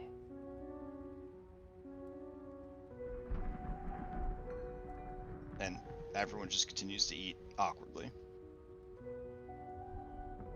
Those of you with training in insight, you get the sense that the pecking order here is Ludmilla, boss bitch. Volenta, just vibing. Anastasia, mean girl, wishes she was the boss bitch. Asher has been beaten down so many times, he's just like a beat dog in the presence of these three women. Strahd, fucking bored out of his mind. Baron, He turns to you. Might Excuse me, Miss Anderson. we might as well get to the point.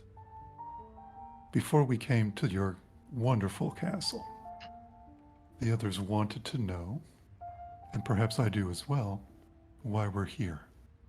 Your letter had stated that we had, I'm going to use a gist of this, awoken something with you, and I'm curious. What is your reasoning? That is an excellent question. And as he says that, the door opens, and Cyrus Bellevue comes in. And he says,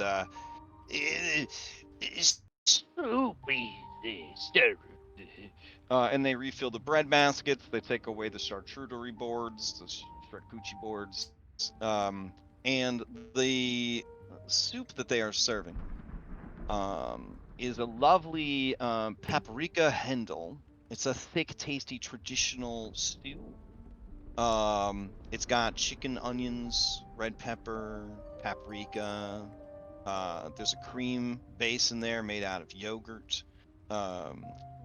It's thickened with flour, butter, and hints of tomato and red wine. And there's a little dollop of mashed potato on top, seasoned mashed potato. So they give everybody a bowl of that. This is not like the fucking Cheesecake Factory where they give you like 14 people's worth of food. This is like fancy restaurant where it's like you have a very small serving of each course to make sure that you have room for all of them. The plates are oversized. Portions not so much. Right. So, all right. He then kind of takes everything and waddles back out. Strahd On that same topic, leans forward are the and four brides, are they also like eating or just? yes, so they have their crystal goblets are being obviously filled with blood, but they are eating small bites of each course. Okay. Huh.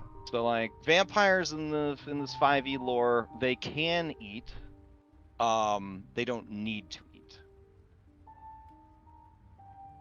Gotcha. Yep. But they eat like one bite, but you could tell that they're like savoring it with their supernatural taste buds, getting everything out of that one bite of each thing, kind of deal. Strahd included. He leans forward to smell the dish. Kind of wafts the aroma of the steam coming from the bowl. He closes his eyes and he smiles. And he says, "This was one of my favorites when I was a soldier. Easy enough to prepare when you're out on the road, but savory enough to make one feel that they are still home."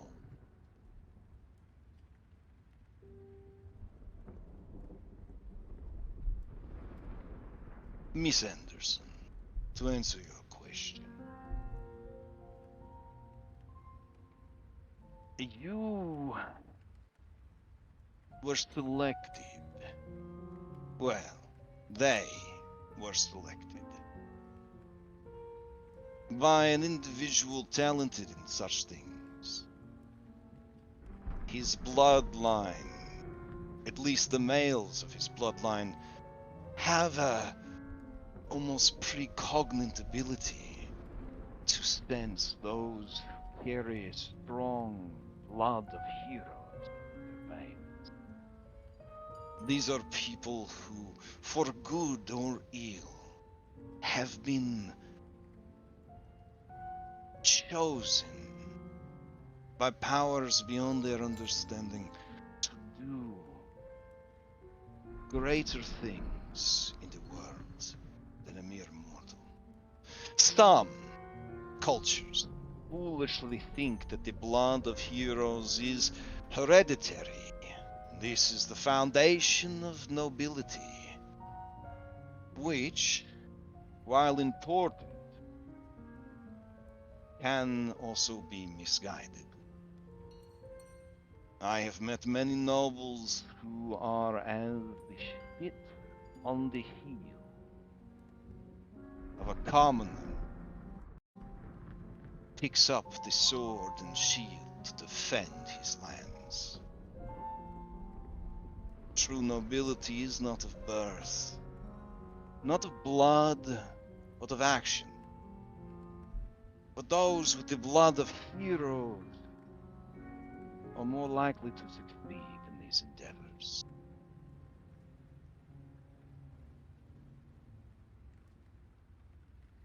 So, you were to be tested, a crucible.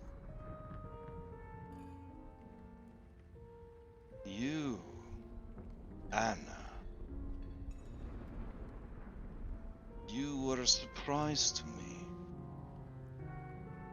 He gets a grin on her face. You were not invited, but instead invited yourself in. I like that.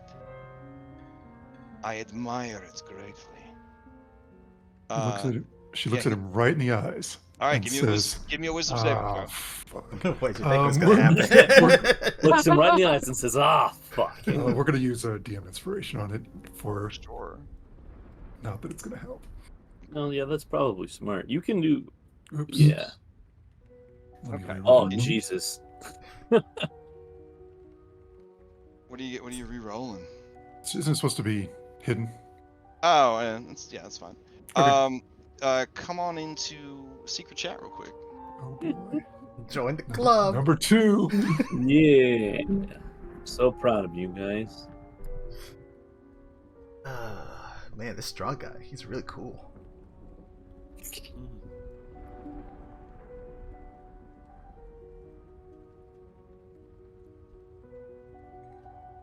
What's Tyrion's passive perception? My passive perception is Or like sorry, passive 21. passive insight. Passive insight's 14, so still not terrible, but not nearly as great as my passive perception. I mean, I can't lie worse shit. Oh, I mean, that's true. All of our like passive deceptions are like, yeah, mine's 7. So Let's see.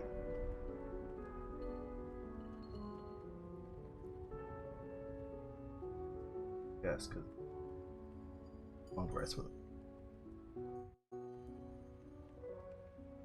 passive's a 6. Or sorry, pad 6. Your passive what's a 6? Passive deceptions. Oh, okay.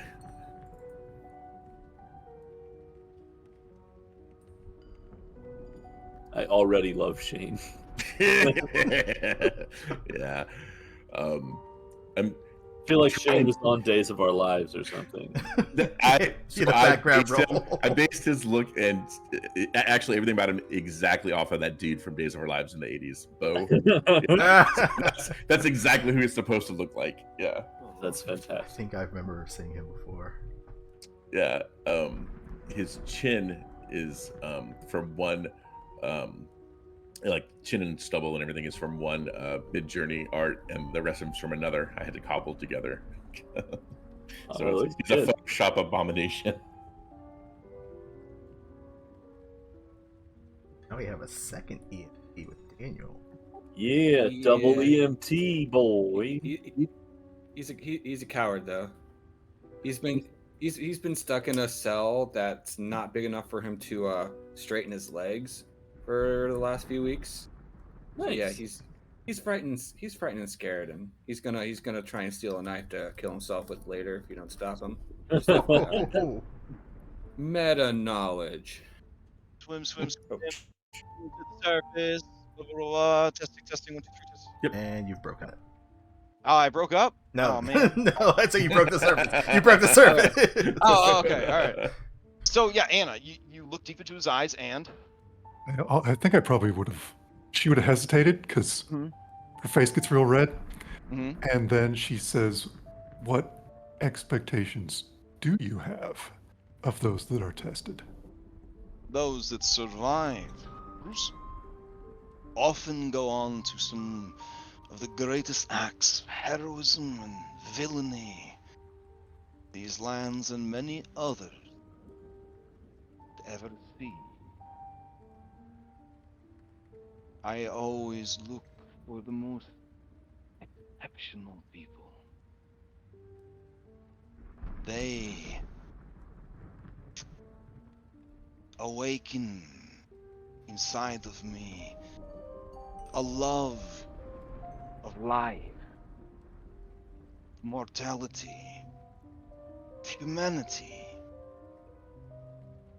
that I struggle to maintain.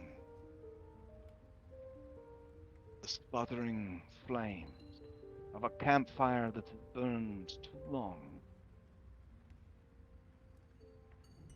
But you, Anna,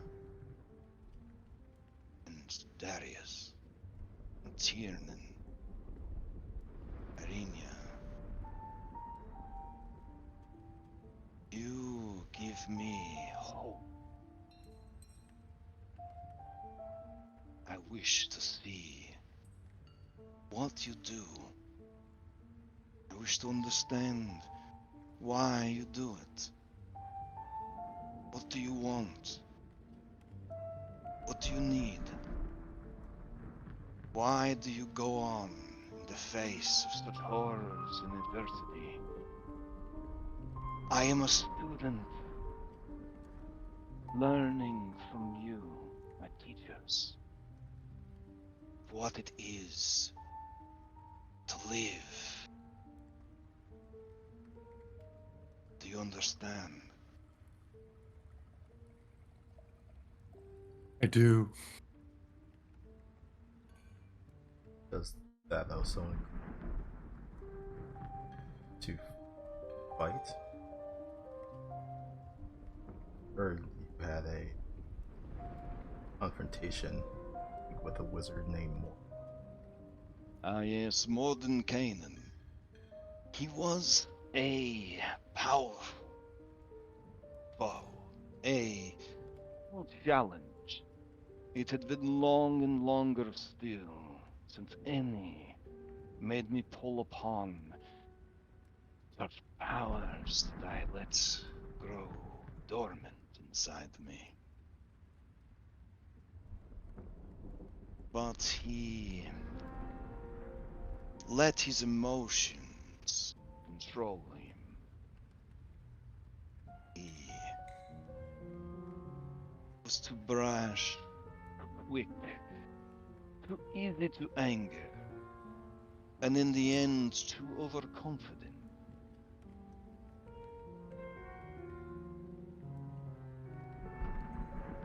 You see that's potential enough.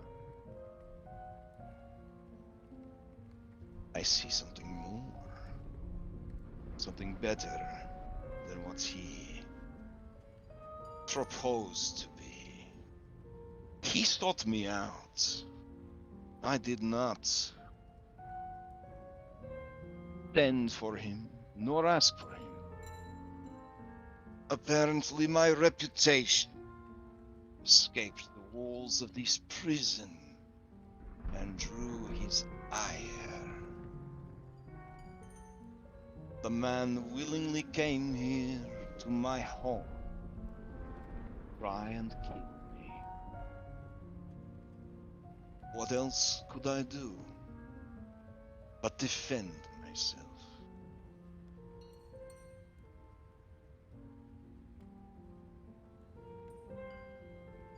Pardon my.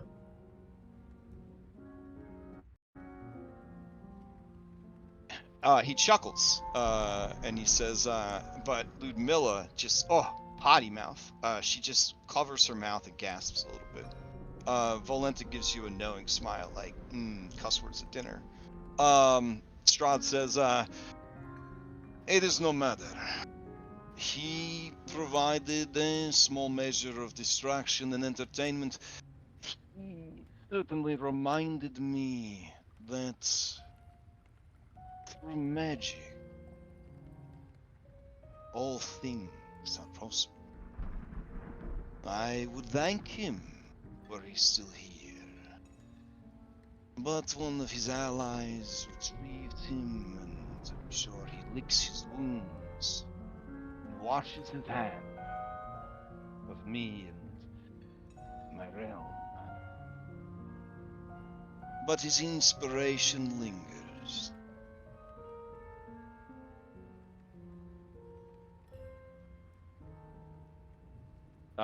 The door clatters open. You hear a thump flat, thump flat, thump flat. It's time for the salad. We'll be serving a vignette. I hope you love like it. And so everyone receives a bowl of vinaigrette. So this is essentially a salad made of boiled beets, potatoes, and carrots, with diced pickles, sauerkraut, and onions. And it is served with a dressing of oil, vinegar, and lemon with a hint of mustard. Yum, yum, yum,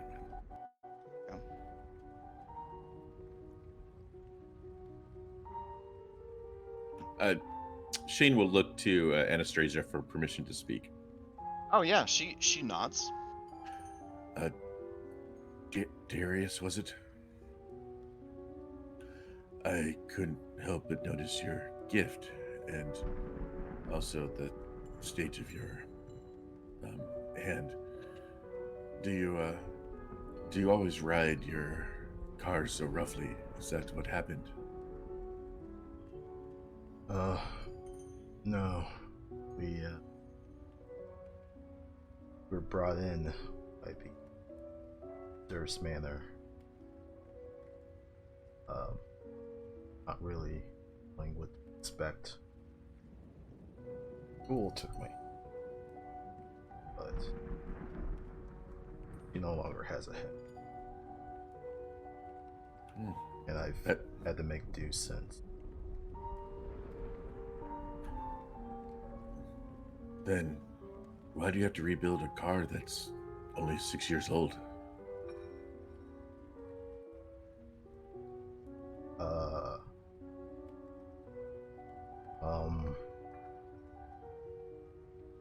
Year from the year 2023. When 2022. Oh, yeah, 2022.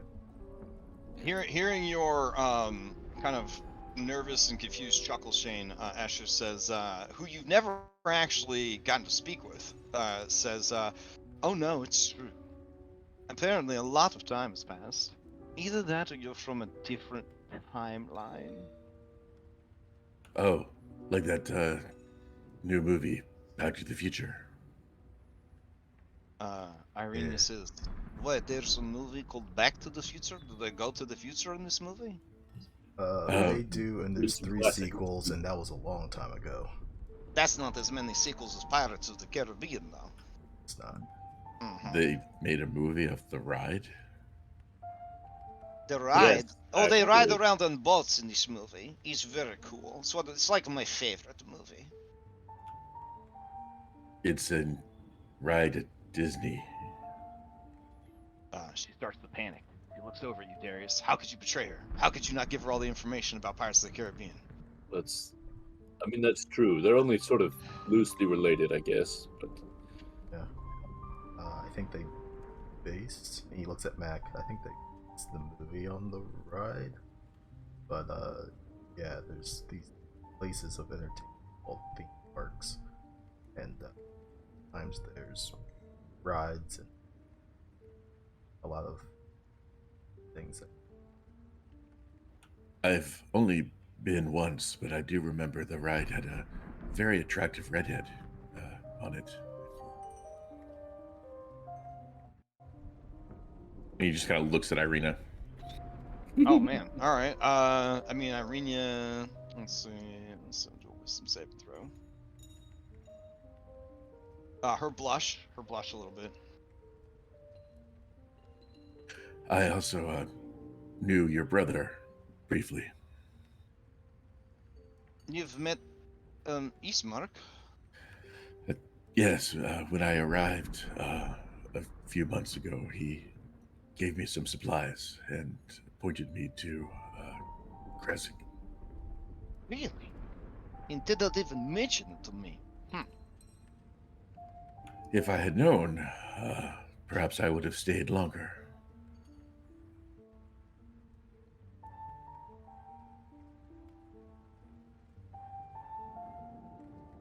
From your backpack, you hear you feel someone squeeze your the side of your tummy, Tiernan. They have wet, sticky fingers. They crawl subtly into your lap from the backpack. Well, the backpack's probably on the floor, or did you leave the backpack upstairs? That's a good question. I guess you wouldn't bring your backpack down to dinner, right? probably not. Oh man, how would Thought get to dinner then? I feel like Thought would definitely want to come to dinner. Probably Yeah. under a cloche. He suctions himself to Tyrion's stomach. Did you smuggle it? Did you wearing a jacket or anything to dinner? Or? I mean, I am wearing Okay, my- all right. my I regular guess stuff. climbing out of your jacket that you had hung on your chair maybe, or you're still wearing because it's a drafty castle. Anyways, he sneaks around and he says, "Boy, what are you making for all this?" Tiernan, you can tell that Strahd knows that you're talking that to your lap. Like. Tiernan just sighs, but he was in the middle of looking with absolute bewilderment at This Shane. guy. Yeah. like what the fuck? Like, and then Thought called there on, and he got distracted from that, and now he just sighs like.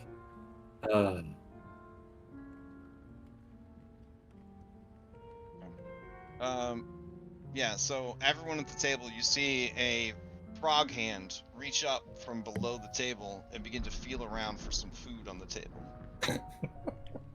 I sigh again, more heavily if possible, and then grab some food for Thought. But All right. Okay. So, Irina definitely thinks that Shane is cool because like that hair. You know what I'm saying? And she says, That is very nice of you to say. Um, I have a question, Baron. Anna, your stomach begins to free fall. Anna teleports over. Anna teleports over to Arena. Oh my god, you teleport out of your chair? Yes. Okay. Right next to her. Okay, Irenia jumps. There's a loud clank of like silverware and stuff. You can see many of the vampires in the room reach for their initiative dice. Strahd raises a hand patiently. Yeah, Shane immediately like puts his hands up and backs away. Like, Yeah. Another not involved. even heavier sigh. Irenia says, I wanted to know if Arena. we could have this recipe for the stew for when we are traveling. Puts her hand on her shoulder. Tiernan laughs.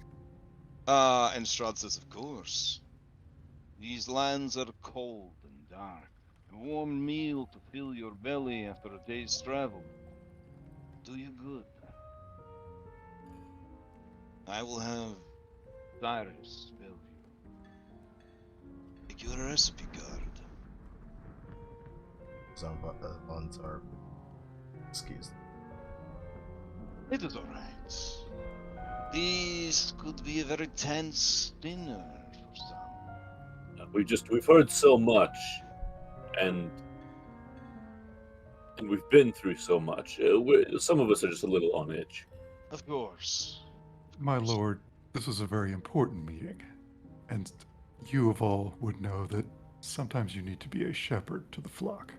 Of course. You hear a, thump splat, as Cyrus Bellevue comes back in, and he says, It's a main course. I hope you save room for dessert. Well, it's not dog, is it?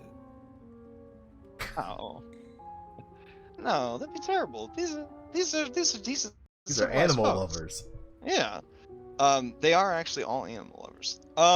So the dinner is mitzvadi, which is a skewered shish kebab of ground mutton and veal, marinated in lemon juice and pomegranate juice, seasoned with tarragon, salt, pepper, and chopped onions. And it is served with onion rings, sliced tomatoes, and pomegranate seeds that you sprinkle to taste. There is also a small bowl of steamed seasoned mushrooms to accompany the dish. Magnificent. Strahd nods and says, "Yes. Cyrus Bellevue is a treasure. I am ever so grateful to the abbots for sending such a hard-working and talented individual into my life." And you can see Cyrus Bellevue grows 3 sizes that day, under the praise of his master, as he takes the dirty plates away and refills everybody's glasses and heads out of the room. Hans Rezek. In a roundabout way, yes. His family was afflicted by a terrible curse, no doubt bestowed to them by the dark power, Mist. They sought a cure through the abbot's great magics. But everything has a price. And curses are not so easily dismissed. Sacrifices had to be made. He was able to save their body, and in some cases their minds.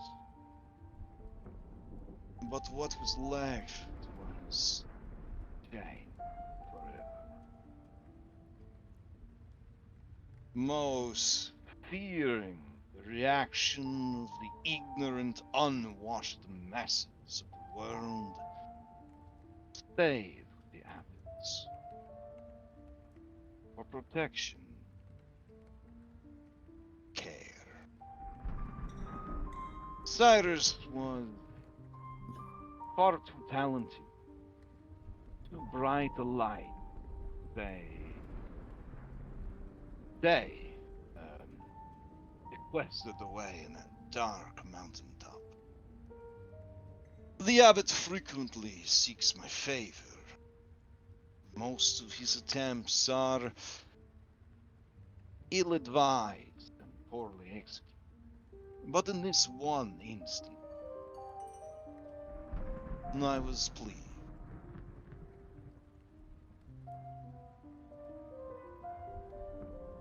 Speaking of Krezek, it has been said that they are sealed. Do you happen to know why? Yes, they are currently dealing with a werewolf. Werewolf politics are very confusing. Valenta tries her best to keep me informed, but the chaos of their lives often hard to follow. Long have I considered taking them on as formal vassals, but again, their unpredictable and violent nature makes them ill-suited for long-term service. Apparently, they are causing a great deal of distress to the fine people of Crescent.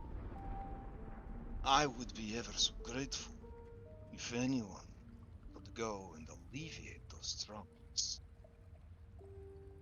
The realm is in disarray, and I find that I am to blame.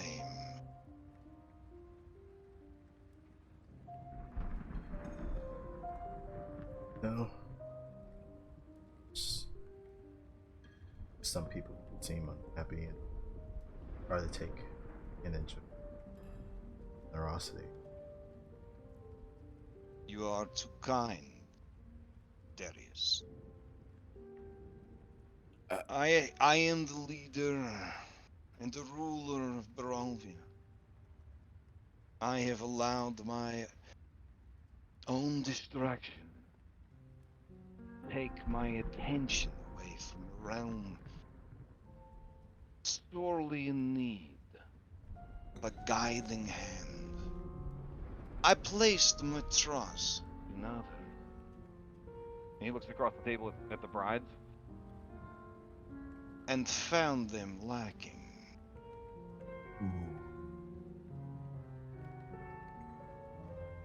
I am sure if you, and he's not making eye contact. Yeah. If you gave us another chance, Lord, I could prove of service. He raises an eyebrow and he says, do you say this because you are desperate to escape your well-earned punishment? Or because you truly repent and turn away from the actions that landed you in the cell? I truly am sorry for what I have done. I just seek to prove myself of value. Then you shall, assuming the leader of this fine group of heroes is amenable to that. You recommend him? Anna Anderson. Would you allow into your service Jane Masters and Danny? They are a match today. If you recommend them, we will take them. I would like to see them try again. This time, empowered with knowledge and experience of their past failures, and in the firm guidance of those who have proven themselves capable. I don't mean to question. I don't know. It's the right person to be. Of course I am. There. We can't have a cripple leading us.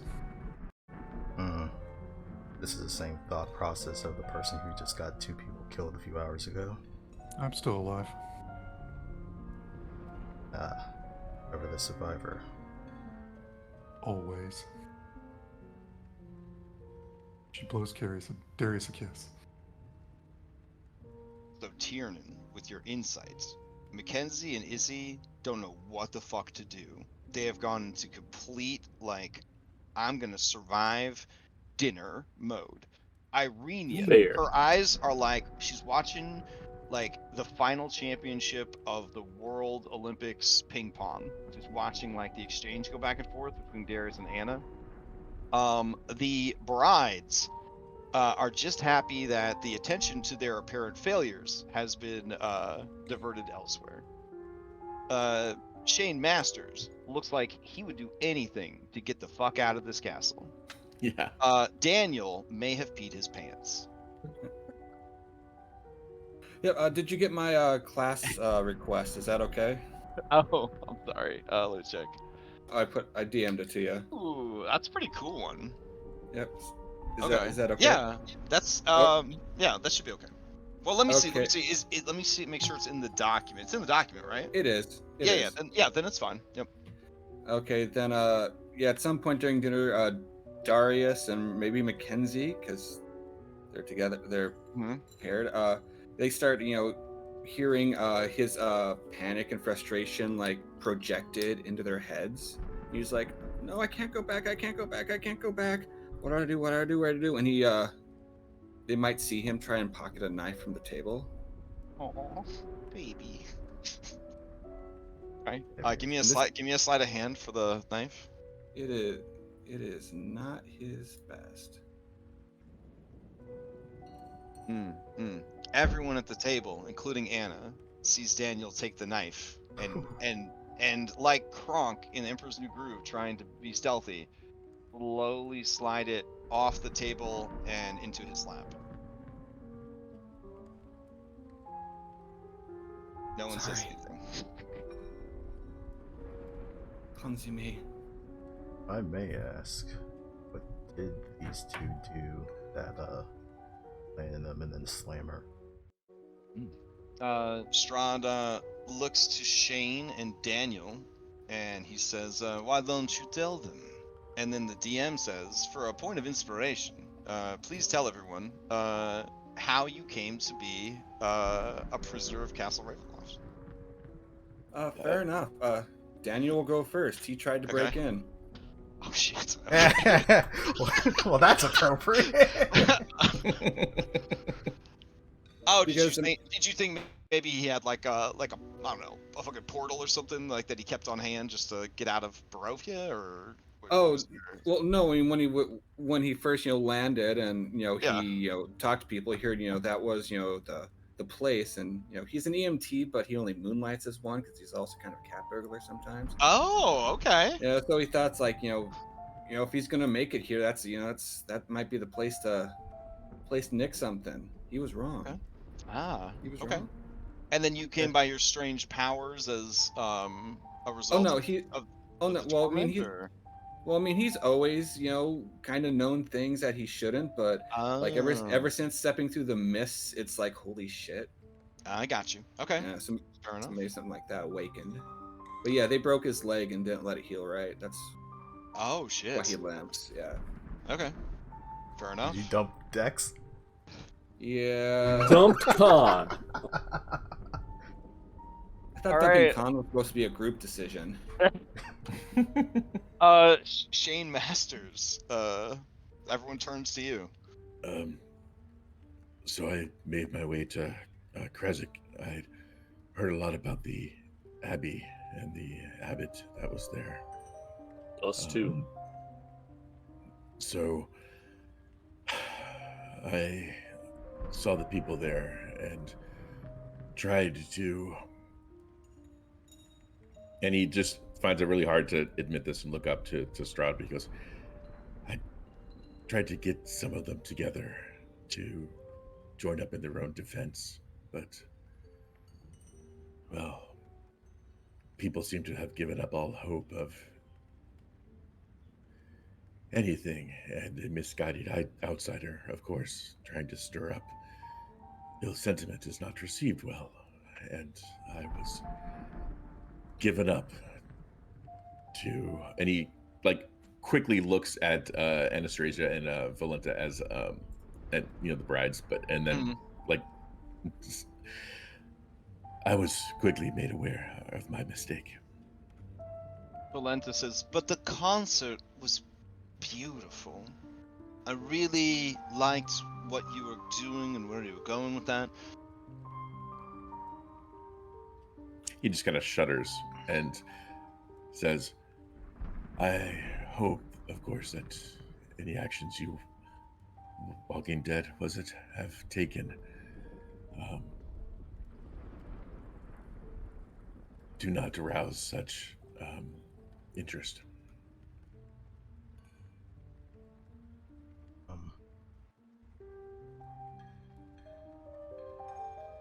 I want to go save the winery so the people have wine and survive. Probably the only done.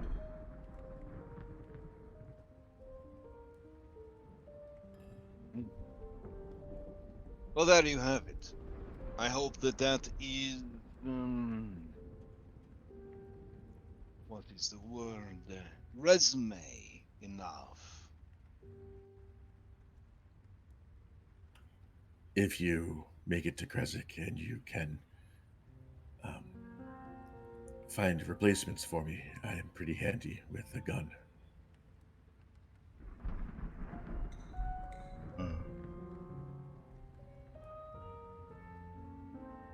Well, just to give you full disclosure, mortality rate here was pretty high. Daniel will choke a little bit on his dinner when you say that.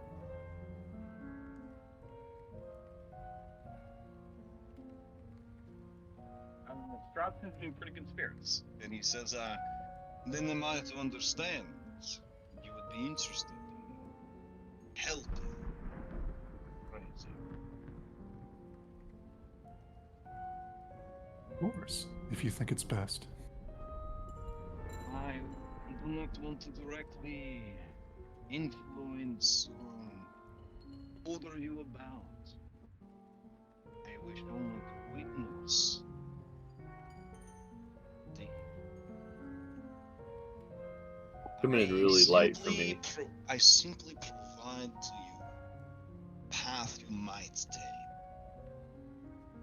But I can answer any question. What would our role in this be? Are we compatriots to them? Are we parole officers? No. Again, I do not want to command you, Tyrion Beckett. I want to watch you make your own decision, and then to live with the consequences of it.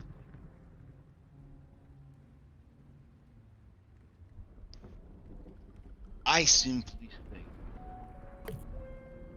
be very thankful, praising, was relieve these many problems that plague them.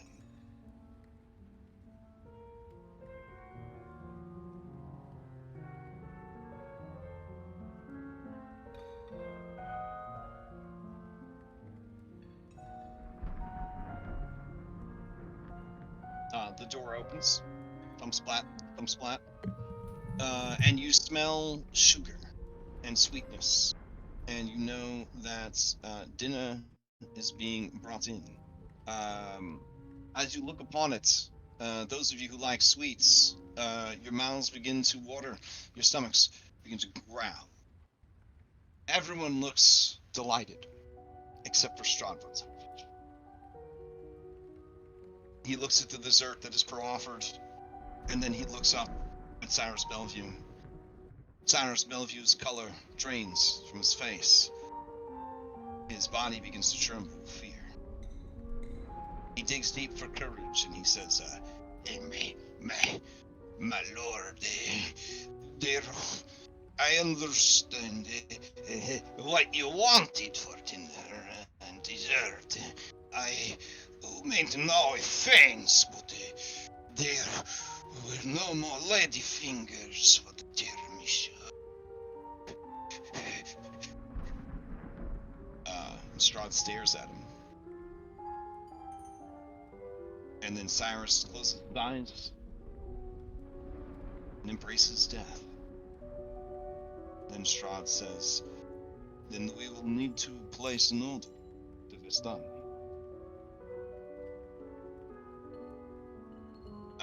And you can kind of hear, like, Cyrus Bellevue's soul re-enter his body. And he says, of course, my lord. Of course. And he begins to set out portions of Jikji Moloko, which is, it's basically bird's egg cake. If you've never had bird's milk cake. Which is like a reverse cake to filling. It's like a souffle with like a marshmallow custard, with like thin sponge cake layers, and then a chocolate ganache across the top. It's pretty fucking good. So ain't no tiramisu, but it's it's pretty fucking good. Amazing. Okay. And then he kind of heads out of the room. Wife attack. And then at the door, he stops himself and remembers. He says, hey, would anyone like a coffee?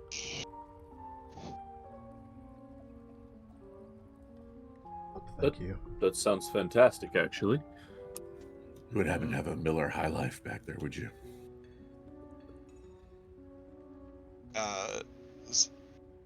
Cyrus looks at you, confused. Sorry. It's the champagne and beers, you know.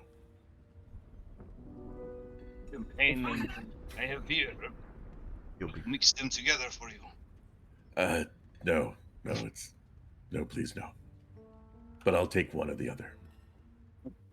So they come back with beer and coffee for those who asked for it. glad to know, Shane, they still have that for time. Oh, that's something.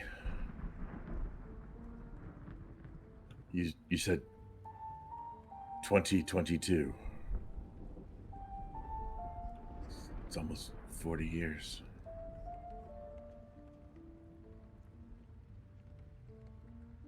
Baron, I'm very appreciative of the gifts you've given us today. As she motions to Shane and Daniel. He nods. And he says, they are under your leadership. But make no mistake. I set them free from their imprisonment. Their Understood. lives and their destiny are theirs. Live as they see fit. Only criminals are forced to work against their will. Others may choose their will. These men have served their time and learned their lesson.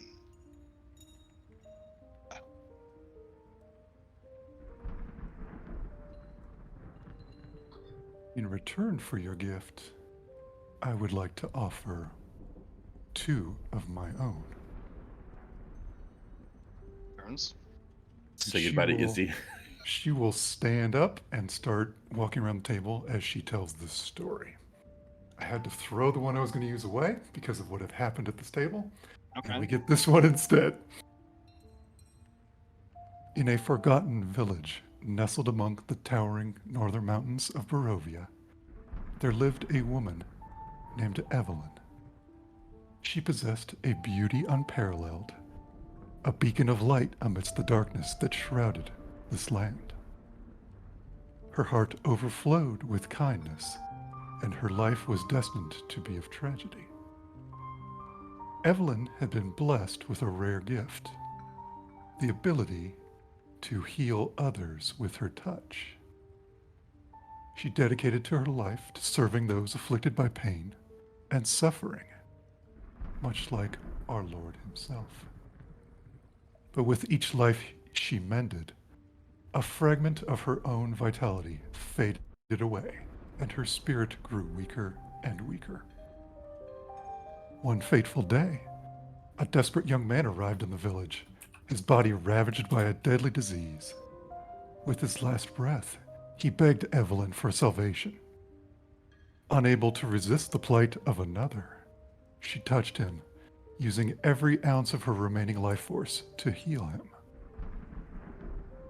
As the young man regained his health, Evelyn withered away, her body turning frail and translucent.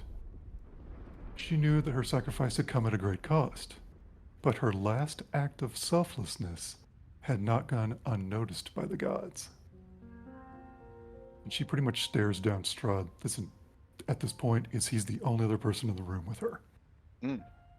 The gods, moved by her unwavering compassion, offered her a choice. They would grant her one final wish, either to be released from her pain and suffering, or to be forever remembered as a guiding light in the hearts of all those that she saved. Evelyn, in her final moments, her voice but a whisper, uttered her wish.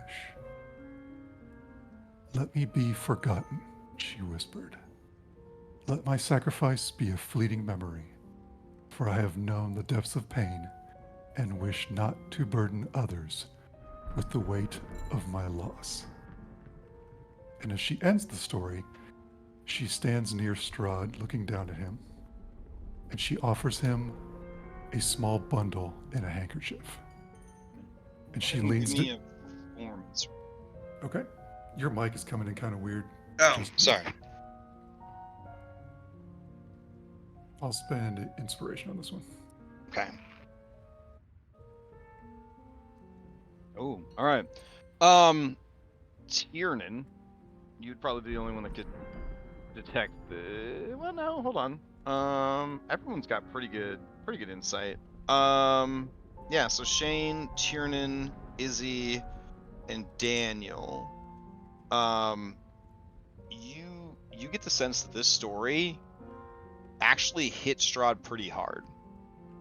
And he is hanging on Anna's words.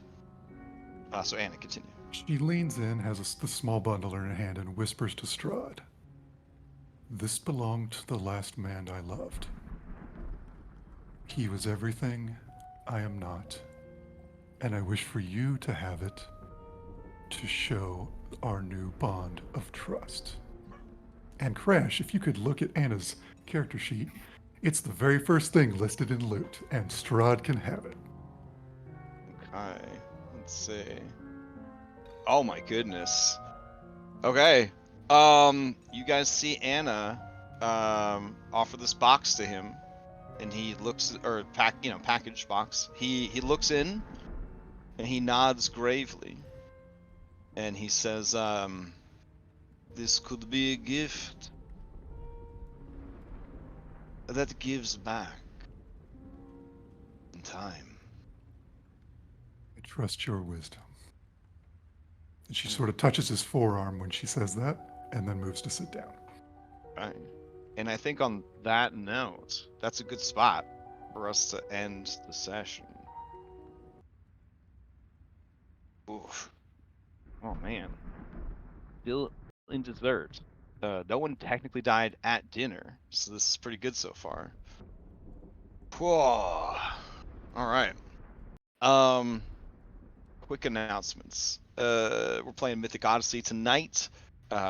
Doing 4 hours of prep tomorrow for Outlaws of Alkenstar. Just kind of want to get a lot of it sort of squared away. Last week was like 2 hours of lore. There's a lot of lore. Galarian got a lot of lore. Oh, that's a lot of lore there. Did some lore. Anyways, Tuesday, Abomination Vaults and Cyberpunk Red. Wednesday, looking to get a crew together, play some Sea of Thieves. That's Wednesday. Thursday, Curse of Strahd Nightfall continues. Friday, Rhyme of the Frost Maiden with Orf, and Dom and I will be doing a vodcast. We're not 100% sure what's going to be on, but got some pretty good ideas. Saturday morning will be the actual for real finale of Red Hand of Doom. Real. And then Sunday morning, we will be back here. Does anybody have any announcements of their own? Sorry, I'm just thinking for Red Hand. This is a song that never. No, it's for ends. real this time. It's for It real. goes on and on, my friend.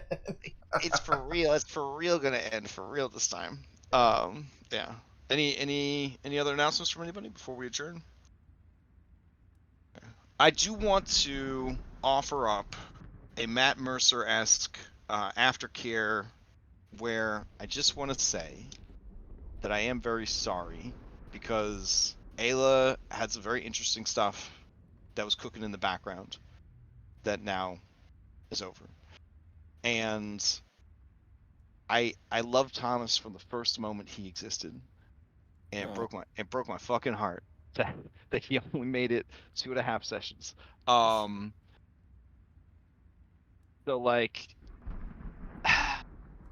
I'm just running it as a sandbox, as a very deadly, very horrible sandbox. And the 1 hour of prep before the session was me and chat looking at the stat block of those dragons and just being like, what the fuck are they gonna do? Like, it was just an hour of angst as we just looked at those stat blocks and we're like, I don't know what they're gonna fucking do. I Yeah. watched the end of last session and I was like, they still have initiative. We're fucked. Yeah. So just a real bad situation. Just a real bad situation. Yeah, I won't lie. There may have been some immediate fatalistic reactions. No, I mean it's bad. It's real bad. Yeah. Yeah. It is. Yeah. So I'm embracing the suck. It's all right. yeah. I'm not playing a broken character, so that helps. There are. Yeah. This There's is nowhere to go but up, baby. There's no punches being pulled. There's no rolls being fudged. It's very much like this is a horrible situation. No right or wrong way to do it, but like just taking it as it comes and just trying to see what story gets told with the roles and the decisions reacting to those roles that transpire. And Yeah. you guys just realize until you get him some studded leather and some flintlocks, he's not doing shit for y'all but running and hiding. Yeah, same with Daniel. Thomas was a good man. Daniel is not necessarily. Yeah, no, I mean, when you got that result for the Blaze of Glory and you just immediately you're like, that's what I have to do. That's what he would do. I was like, damn, man. Okay. That's probably gonna save everybody else. So yeah. Because Darius did not have a fate point. So that was probably it for Darius. Like your sacrifice, I think saved that character. Yeah. But yeah. Ayla was on borrowed time for sure. It was on borrowed time for sure. Yeah. Out of curiosity, is Shane starting with a black mark? Because no, I seem to pick those up really quickly. Shane served his time and was a good prisoner. So, and you do have some knowledge of Castle Ravenloft and Anastasia that you could call upon if needed. Same with you, Daniel. You have knowledge of the castle. She did not take much interest in you compared to Shane, but you guys were drained for blood on occasion. And as Anna probably knows. Yeah, and you were not treated very well. Yeah, we were pets or toys or something. On the plus side, we don't have a vampire in the party anymore. Yeah. So there is that. There is that. But which I think would have been super interesting, but probably it's also way safer to not. well, I mean, you wait a little bit longer, you'll have some werewolves in the party. So there's that. Yeah, We got that's that almost we got that inevitable at cooking. this point. I Yeah, we feel got that like. cooking in the background. I honestly you am still need to more make it through concerned dessert. about Ismark Yeah. becoming a werewolf than I am about our own party becoming a werewolf. Yeah. And good save by Anna on Irenia, because here in my notes, in the questions they might ask at dinner, there was I need a reading now. yeah. One of them was, "Did you kill my dad?" Signed Irenia. Will you help the village of Barovia? From Irenia. And why would you let the realm fall into decay? From Irenia. So she was getting ready to bust one of those out when you spooked her back into caution. Ooh, that may have been a Yeah. slight dig, because Darius had kind of responded that people who were taking advantage of the Dark Lord's generosity. Oh my god! Hey, he's part of the Strahd fan club at the moment, so. Yeah, Mackenzie and Izzy, they're so deep in like the Fight Club cave right now. You're talking to fucking penguins, just like deep in their mind palace. Like, we just got to live through dinner. Like, they're not gonna, unless you guys call upon them specifically. Their strat is to hold hands, eat food, and keep their eyes averted from everything. So, yeah. Well, I'm excited to see what you guys do next. And yeah, I honestly have no idea. I have no idea what you guys are gonna do next. You do have to make it through the rest of dinner. But so far so good. Ooh. Yeah, I'll need a little bit of help mechanically making my guy, but You have Daniel too. Yeah, if you guys just message me like what you're trying to build, I can just kind of flesh it out and get it mostly built out for you guys before next session. okay.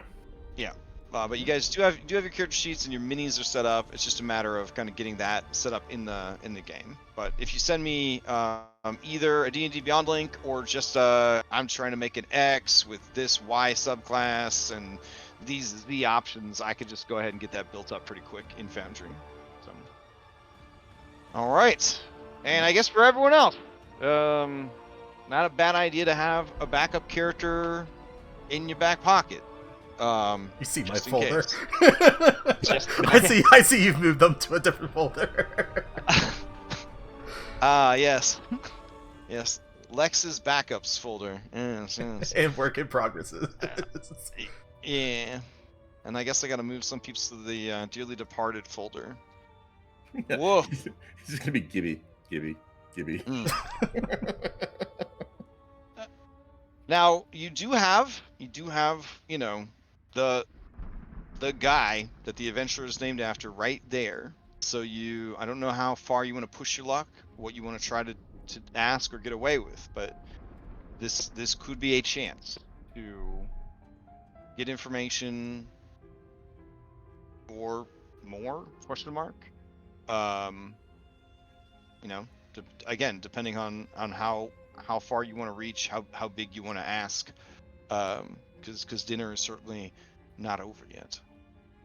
Oh, that'll come next session. All right. Okay. On that note, I'm gonna let everybody go.